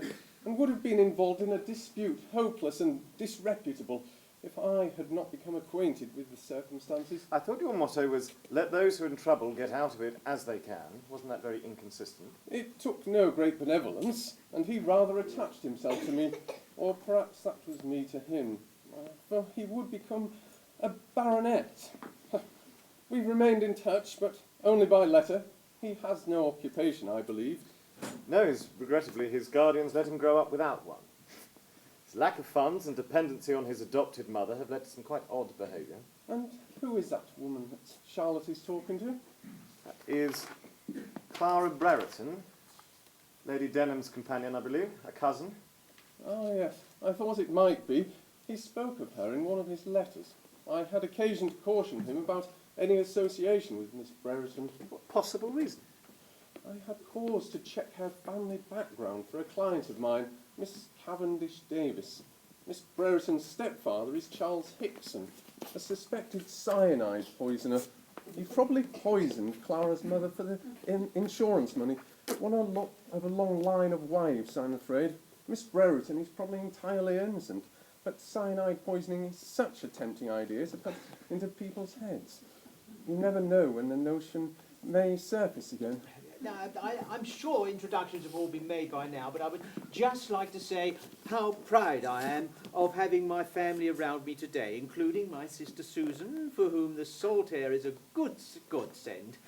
But I'm sure you will all give a very warm Sanditon welcome to my brother Sidney, who is very much admired in the City of London, and his good friend Mr. Tracy, who is expert in all commodities of value and agent for many a trading house.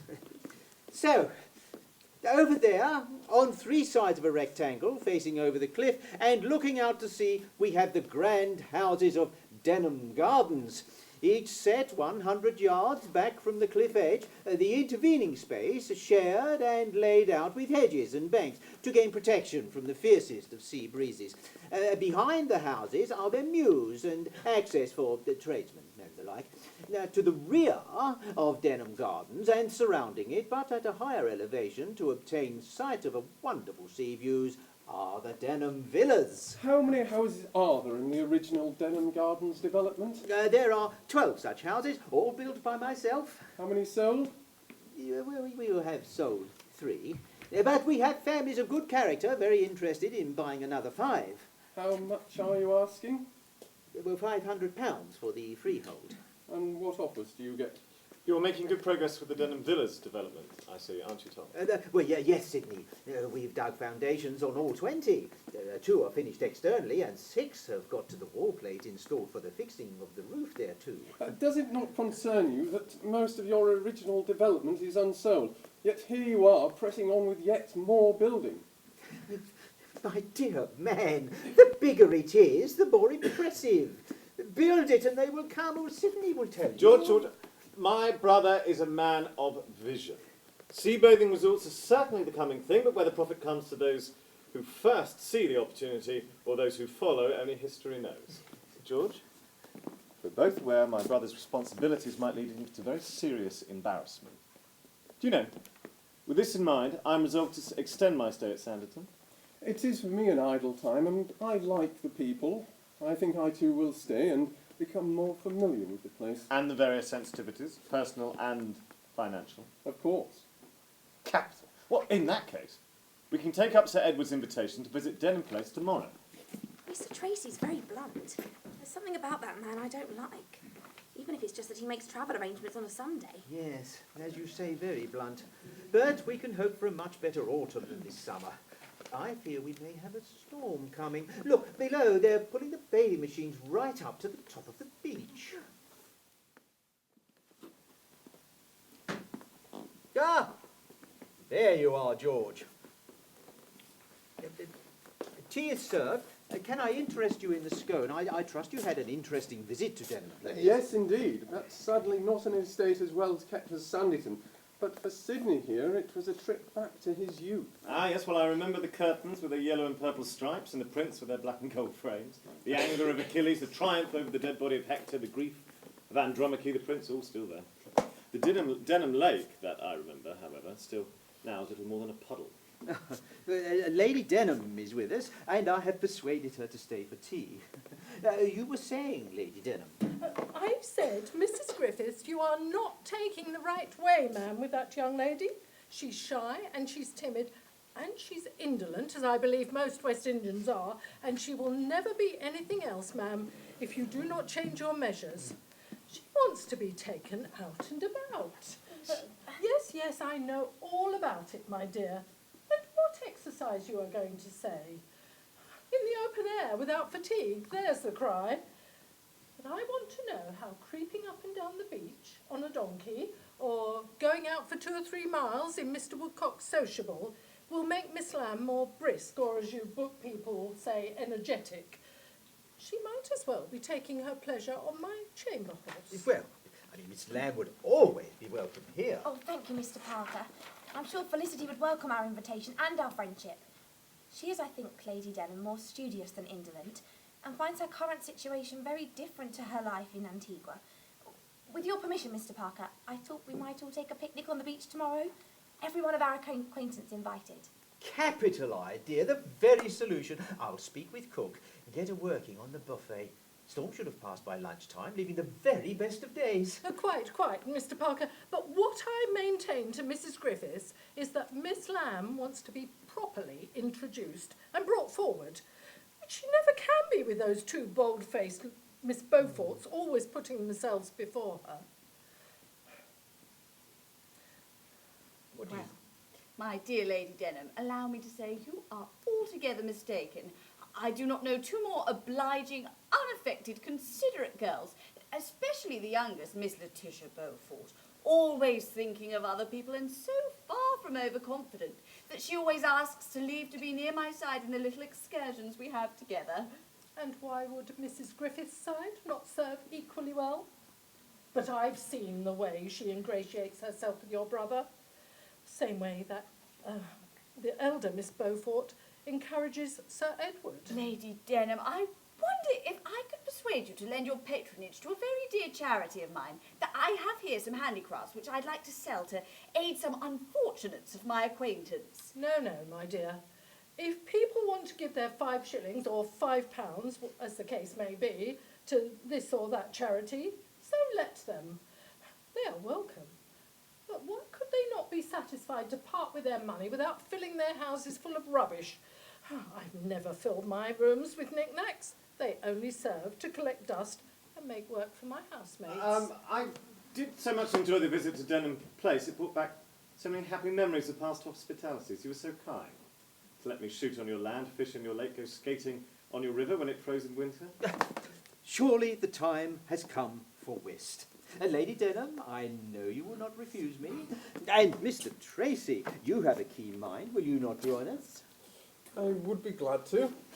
And our 4th. I have my handicrafts to occupy me. Oh, and I do not encourage gambling in one so young, so Clara cannot join us and play for money. That's if she ever comes down from playing with the children. Well, I'm not sure we can count on Mrs. Parker. The children seem to be occupying her this evening as well. Come, Sydney, don't be lazy. We want you... Here is Lady Denham waiting.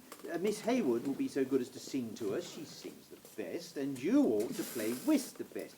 Everyone to their own trade. And a very good rule, too. I wish the bricklayers who work for me down on the farm would follow it.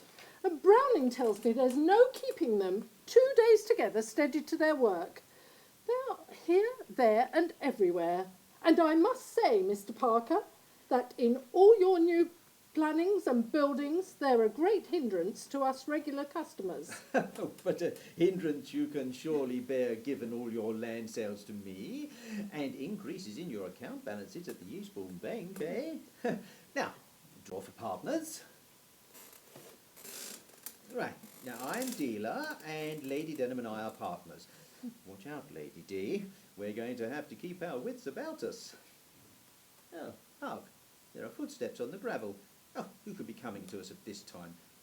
Perhaps Arthur has walked up. Impossible! It cannot be him. I left him taking colt's foot tea for his cold. I must instantly see if it's him. My dear Di, I can suffer you to do no such thing. If your brother is at the door, the very best thing he can do is come in. Why go to the door at all? If anybody's there, I suppose they will ring. Listen. Nothing. Oh, whoever it was has gone round to the offices. Possibly one of Lady Denham's servants waiting in the hotel. Oh, not them indeed. I do not approve of them idling away a whole evening at the hotel and drinking maybe, perhaps, or more than they ought.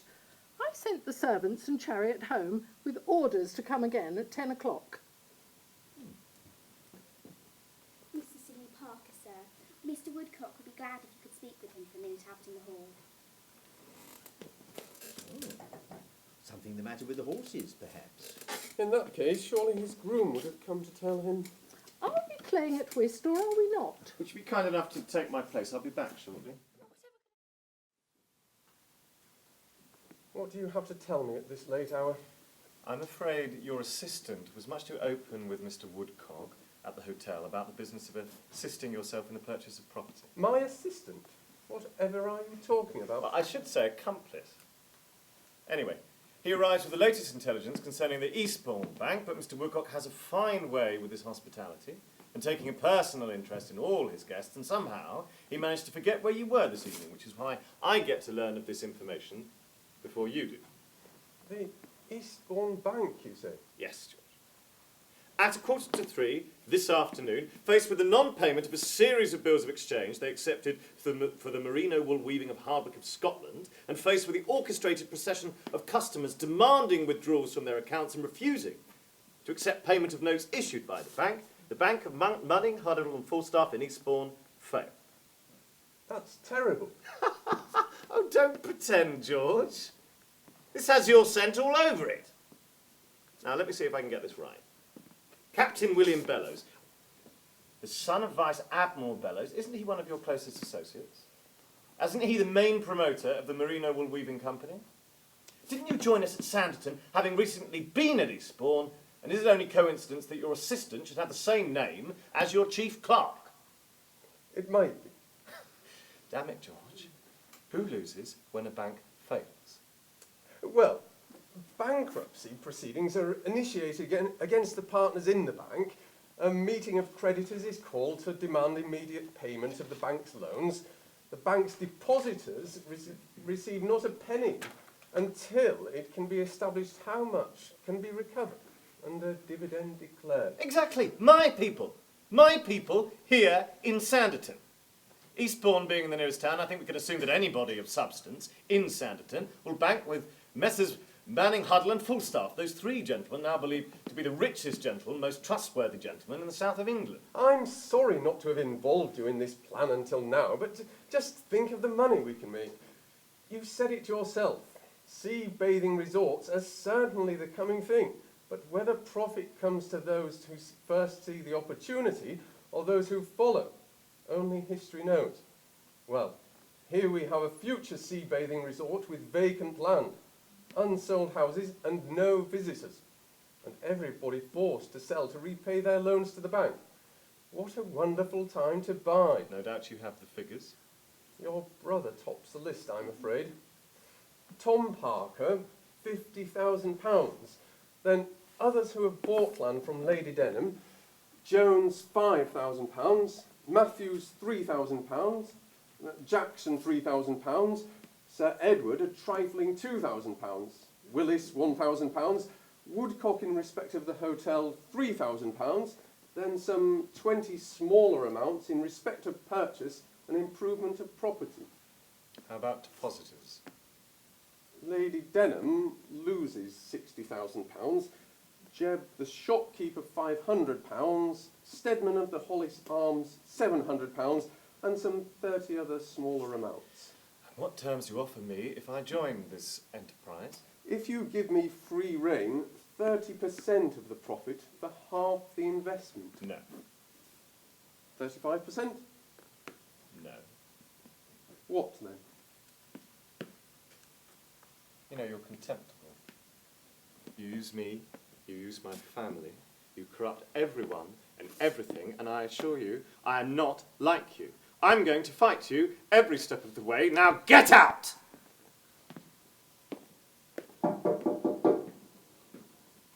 Come in, Tom. Sit down. Steamships. Tom, steamships? Give it 5 years, well, maybe 10 years. They will totally transform this place. You are absolutely right in seeing the benefits of sea bathing and wanting to build this place up, but I don't know whether you're going to be able to avoid bankruptcy. I'll do everything that I can, of course. Sidney, what on earth has happened? Why has your friend Mr. Tracy left without saying a word? The Eastbourne Bank has collapsed, and Mr. Tracy had a very considerable hand in it. All the loans have been called on demand, including yours, even though you're in no fault and have kept up your payments. And as for Mr. Tracy being my friend, I have few delusions on that score. I've seen how he operates with his other friends, and thus he cannot know the cards I hold in my hand. Your meaning? Apart from the land and the buildings, in which you invested and bought loans from the Eastbourne Bank, and you have no other assets apart from a few chattels, I having persuaded you to transfer Trafalgar House to me over a year ago.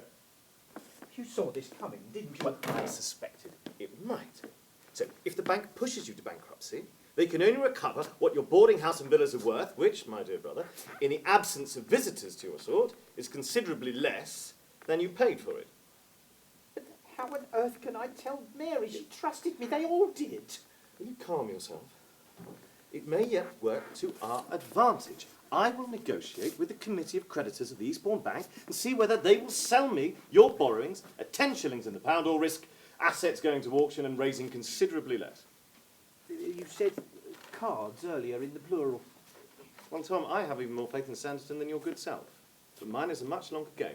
Tracy obviously doesn't realise, but I hold most of Sir Edward's Denham's debt. Not the bank. I'm content to sit on it until he's in a position to repay me. At the time, he can either repay me in money, or he can pay me in land. Huh? And I think we know what land I would be interested in.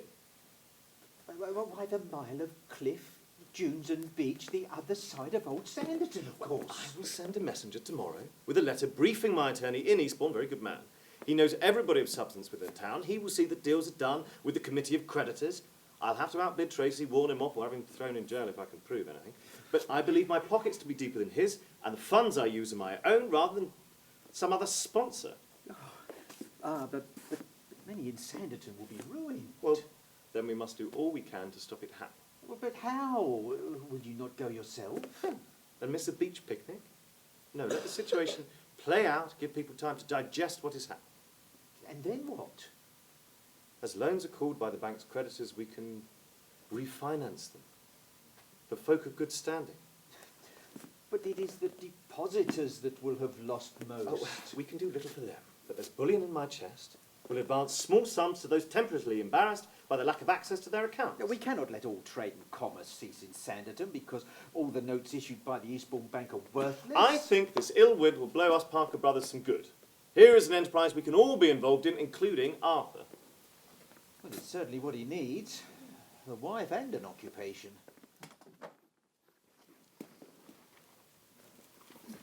This is an excellent picnic. Well done, I must say.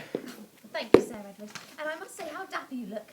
What girl could possibly resist? Well, no picnic on the beach would be complete without some sea bathing. Isn't that right, Mr. Parker? Absolutely, my dear. The very foundation of our existence here in Sanditon. Should we wait for Sydney, though? Oh, no, he's off beachcombing at the water's edge. He says he's looking for more fossils and shells for my collection. Such a dear man. Did you arrange with Mrs. Wellings to allocate us two of her machines? Yes, I did. We have the blue and red machines over there. Oh, does anybody mind if I go first? I'll take the red machine. Who will take the blue machine? Oh, please, let me try. What do I have to do? Oh, well, you completely disrobe within the machine and put on the bathing dress within, and then you can open the door and that leads to the sea. Very carefully make your way down the steps into the water. Just call out when you're ready and Mrs. Wellings will come and dip you into the briny. I'm sure that won't be necessary. I'm quite capable of dipping myself. As you wish. Mr. Parker, can I challenge you to a game of spillikins? I must warn you, though, I am somewhat of an expert. Oh, not so much an expert as I. I accept your challenge. Well then, I'll need all present to judge the moves. If when a player picks up a stick, part of the pole moves, that player's turn is over. The player takes turns, you count each stick you pick up, and the player with most at the end wins. Right. Oh, now, Miss Brereton, you through, so I go first. Now, let me see. We had, oh, well, one stick. And 2 sticks. Let me see now. No, you can't do that at the pole move. My turn. Oh. Right. So you managed to pick up 2. So that's 1 stick. 2 sticks. It moved, it moved. Right, carefully now. That's 1. And another. And another. And No, I just saw the pole move. oh, no, it didn't. It was a perfect move. Lady Denham, I appeal to you. Did you see the pile move? Oh, it was very quick, but a masterful move, Mr. Parker. My God. I can win this. 1 no. Oh, 1 stick. And 2 sticks. Oh, that's Sir Edward. Why is he walking away from us down the beach?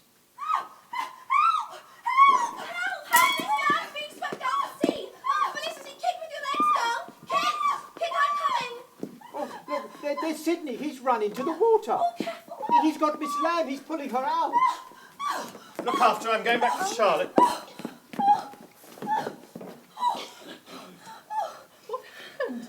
happened? A man, he came into my bathing machine. He put his hands on me. I had to get away. I jumped into the water. I thought he was coming after me. Did you see who it was? Not clearly. It's quite dark in there and quite small. I just opened the back door and jumped into the water. Miss Hayward has been very brave, jumping in to rescue Miss Lamb, but she nearly drowned herself. Miss Lamb, I must ask, we all saw Sir Edward walking away. Could it have been him that came into your bathing machine? Mr. Parker, the girl's already said she didn't see who it was. How could you suspect Sir Edward? It could just as easily have been your brother. You don't suspect your brother when he goes for a walk along the beach. There are plenty of other bathers on this beach. Tom, Clara, will you look after Miss Lamb and get her back to Trafalgar House? We'll send Morgan down for the things. I'll help Mrs. Hayward back. Thank you so much. You saved my life. Yes, I probably did, you fool. Don't pretend to me. I saw exactly what you did. You and Clara set him up. Set him up. She's never drowning. She swims like a fish, unlike you.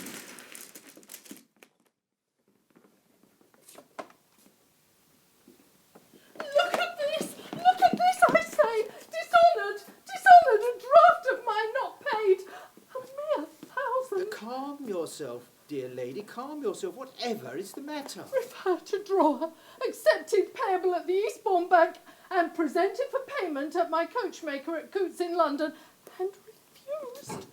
Mandate cancelled. Refused. Lady Denham's money no good. Worthless. My beautiful new barouche landau. Oh, and no means on earth to pay for it. This is all you're doing, Parker.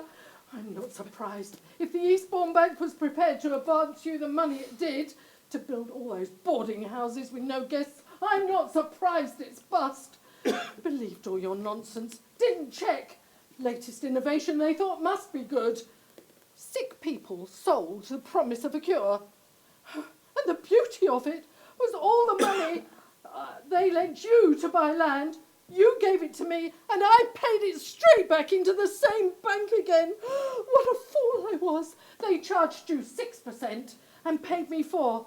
What a business. The same money. Bankers, sharks, charlatans, every one of them. I assure you, Lady Denham, we bankers are not all sharks and charlatans, but we depend on the government. They say a bank can only have 3 partners. Now, if a bank could issue 1,000 shares to 1,000 people, we'd be so secure we'd never go bust. Nonsense, young man.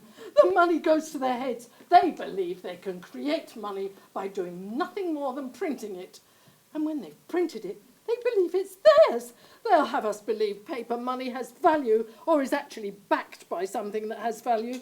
Just a confidence trick, I say.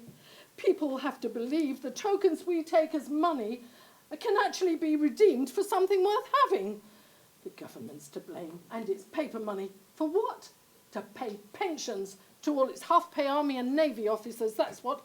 Why did I believe in paper money and its fictitious balances? Why didn't I keep all my money in gold? Oh, Sydney, surely there's something that can be done. I mean, even though Lady Denham's lost all her money in deposit, she's still surely a very wealthy lady. Well, she's probably not lost all her money.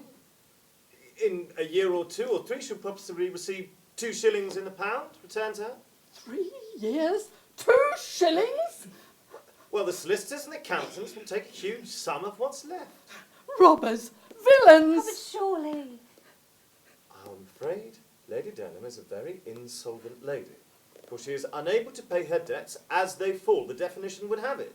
Her new barouche landau is one of the examples of a debt that she cannot now pay. But Lady Denham and I were building the new Sanditon together. Oh, surely there's something you could do. Well, to begin to assist, I'd really need to know the full extent of her assets and liabilities. I'm sure we Parker Brothers could advance Lady Denham £100, so it should meet her immediate household costs. £100? £100? What do you take me for, sir? A tramp or vagrant that you can insult in this matter? Oh, I will have none of it, you hear, none of it. Come on, Clara, we're going.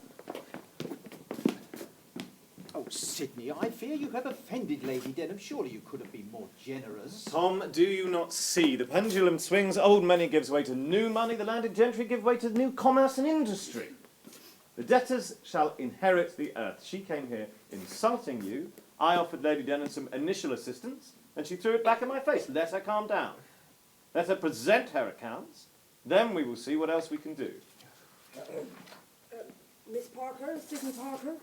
Sirs, I do hope you'll forgive my intrusion. Oh, don't at all. Jeb, won't you take a seat? Oh, well, so I know not where else to turn.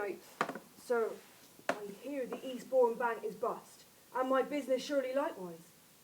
£500 I stand to lose. That's all my savings, when I thought myself a rich man. James Manning, Henry Huddle, and William Falstaff. Surely 3 of the richest men in the county. If their bank can fail, where will it end? Tom? Tell us, Jeb, what you need. Tell us how we can help. How can I trade? I cannot accept any notes printed by the Bank of Manning, Huddle, and Falstaff. For they are surely worthless. And how can I buy stock when I have nothing with which I can make payment? If I cannot accept payment that is offered to me, I cannot sell basic food and supplies. How will the ordinary people get what they need from me to survive? They'll surely starve and perish. Jeb, Sanditon depends upon your shop, so fear not. Undoubtedly you have suffered a loss, but you will recover it in time and receive a percentage of the sum you had on deposit against the freehold of your shop. I would be happy to advance, say, £50 by way of mortgage to purchase currency notes from the Eastbourne Bank you may hold, or that customers may present at 4 shillings in the pound, and hope to get eventual payment from the trustees, acting as creditors for ourselves. I'm only sorry I can't do more. Thank you, sir. I would very much like to sleep on your kind offer. Very well. I'm away to Eastbourne shortly to meet with the committee of creditors, but our chief clerk, young Arthur Parker, will be pleased to meet your requirements in the manner I've just outlined. Thank you, sir. Goodbye. But Sydney, I know Uncle Kit Sydney taught you well and left you his money, but surely this enterprise is too rich for you. Tom, if I needed all the money now, you would be right, but it would take at least 6 months, and in 6 months, 16 days, 19 hours, who knows, 10 minutes, I believe we may have major investors. I never liked Lady Denham, and I think Sydney is very clever, as will Felicity. And, but is it right that those who save lose out, whilst those who borrow win?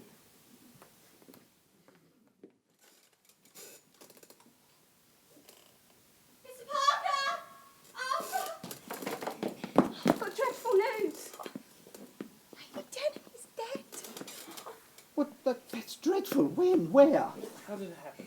We got back from Trafalgar House yesterday, and Lady Denham was very upset. We were just retiring to bed when there came a knock at the door, and it was that of Mr. Tracy. He reminded Lady Denham that the Eastbourne Bank had failed and told her a deposit of £60,000 was completely lost unless she appointed him her agent for its recovery. Well, she became quite hysterical, and I therefore instructed the butler to remove the obnoxious man. But how dreadful. And what happened next, my child? Well, we sat down and I called for the estate account books. which showed that even without land sales, the farms were earning enough to maintain her day-to-day expenditure, and she was somewhat comforted, so I gave her a sleeping draught as she went to bed. I checked on her an hour later. She was dead. No breathing, no pulse, no nothing. I sent the coach for the doctor, but he didn't return till the morning, and then, of course, nothing could be done. Oh, Clara, come over here and sit with me. So anyway, I was sent away, and the doctor examined the body, and he pronounced that death was most likely due to heart failure, but he couldn't say what the cause may have been, and accordingly he sent for the village constable. He was most anxious to hear what might benefit from the old lady's death, and Go on. I answered the question in all good faith that to my belief I might inherit 1/4 of the estate, and that on Lady Denham's death Sir Edward Denham would have the ability to deal with the entirety of his own estate, whereupon suspicion immediately fell on me that I might be so well acquainted with such details. Where did you learn of such details, my child? From Sir Edward. This is what so alarms me. He'd imparted this information on me that I might consider the action which seemingly I'm accused of. And did you inform the constable of this? I did. For how else would I be in possession of such information? Well, I think Sir Edward has some explaining to do. And I don't think we shall have to wait long.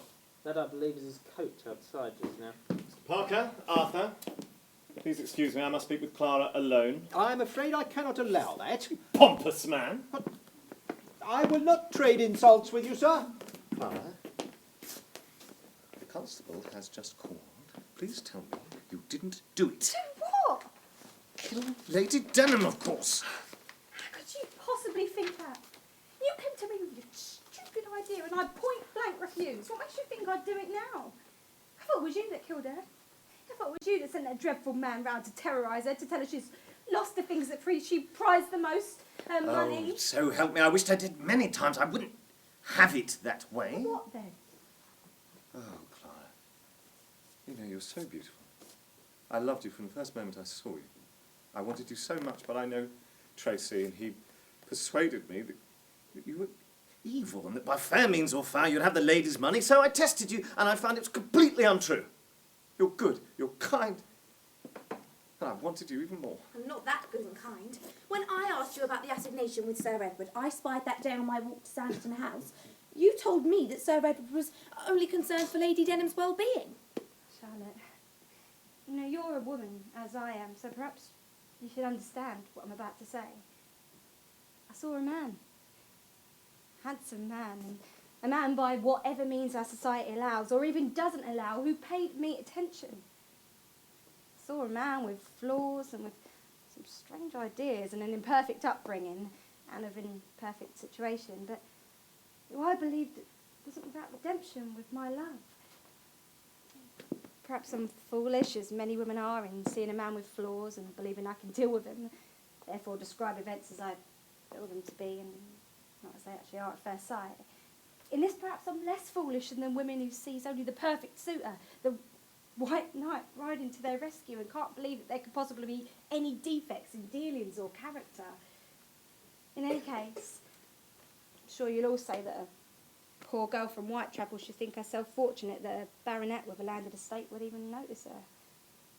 I think you'd of course be absolutely right. Clara, I'm sorry. I've been a fool, I've made mistakes, I'm sorry. Look, I don't deserve you, but, you know... What? You know, Clara, these are such extraordinary circumstances that bring us here. But you would make me the happiest man on earth if you would consent to be my wife. Get down on your knees and ask me. Clara Burton, will you marry me? Yeah. Yeah, of course. Well, extraordinary circumstances indeed. Extraordinary, or possibly pre-planned. And if they were pre-planned, do we care?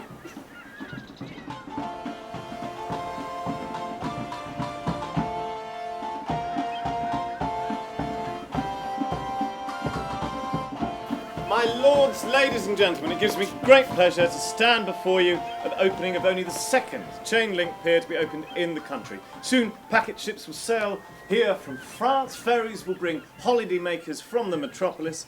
The pier itself is equipped with many attractions, including a wonderful theatre, a camera obscura, but in addition to the saltwater bars and meeting rooms that have stood here on the beach for the past 5 years and have proved increasingly popular. Diana? It gives me great pleasure to handle all the publicity for our resort together with my sister Susan. We stand as living proof of the efficacy of a stay at Sanditon and the inspiration of Mrs. Letitia Parker, the leading exponent of the equine metasystemic methodology of the famous Dr. Muscovy. Regrettably, Letitia cannot be with us today as she is engaged in a lecture on a tour in connection with her new book, Dr. Muscovy's Household Management. As regards to Sanditon, today, as well as the hotel, the terrace and Trafalgar House that marked New Sanditon, the developments known as Denham Gardens, Denham Villas have been completed and sold in their entirety. Our latest developments at Parker Avenue, Parker Drive and Parker Crescent near completion. Above the beach, we have created the beginnings of a promenade and small arcade of shops. Tom? But at one point, 10 years ago, things looked very precarious when the majority of our residents had their accounts at the Bank of Eastbourne. I had borrowed heavily to build the foundations of this resort and was nearly forced, through no fault of my own, into bankruptcy. Fortunately, we had a major investor from St. Lucia, the famous anti-slavery campaigner Miss Felicity Lamb, who was prepared to invest in our resort and our new bank, Parker Brothers, the Bank of Sanditon. And that saved the day. It gives us great pride that the dividends we pay Miss Lamb fund her great campaign and her model plantation for free men labourers in St. Lucia. Arthur! Of course, none of this would have been possible without the assistance and support we received from our wives. It is strange how things work out. If my brother had not taken a wrong turn in his coach seeking to recruit a doctor for the resort, then Miss Charlotte Parker may never have found her way to Sanditon. And if it were not for the efforts of my sister Diana, then I may never have met my charming wife Letitia, who I met here at Sanditon when she came in search of a reviving holiday. And for those who knew me before, I have to say it is due to Letitia that I am a shadow of my former self. Sydney? Sir Edward Denham and his charming wife Clara have extended the road up to the West Cliff, and in the fullness of time we can expect a majestic, grand hotel with over 100 rooms. A joint venture between the Denham and the Parker brothers. But for now, there is a ribbon, there are some scissors, and I call upon Lady Clara Denham to formally announce that only the second pleasure pier in the entire country is formally open.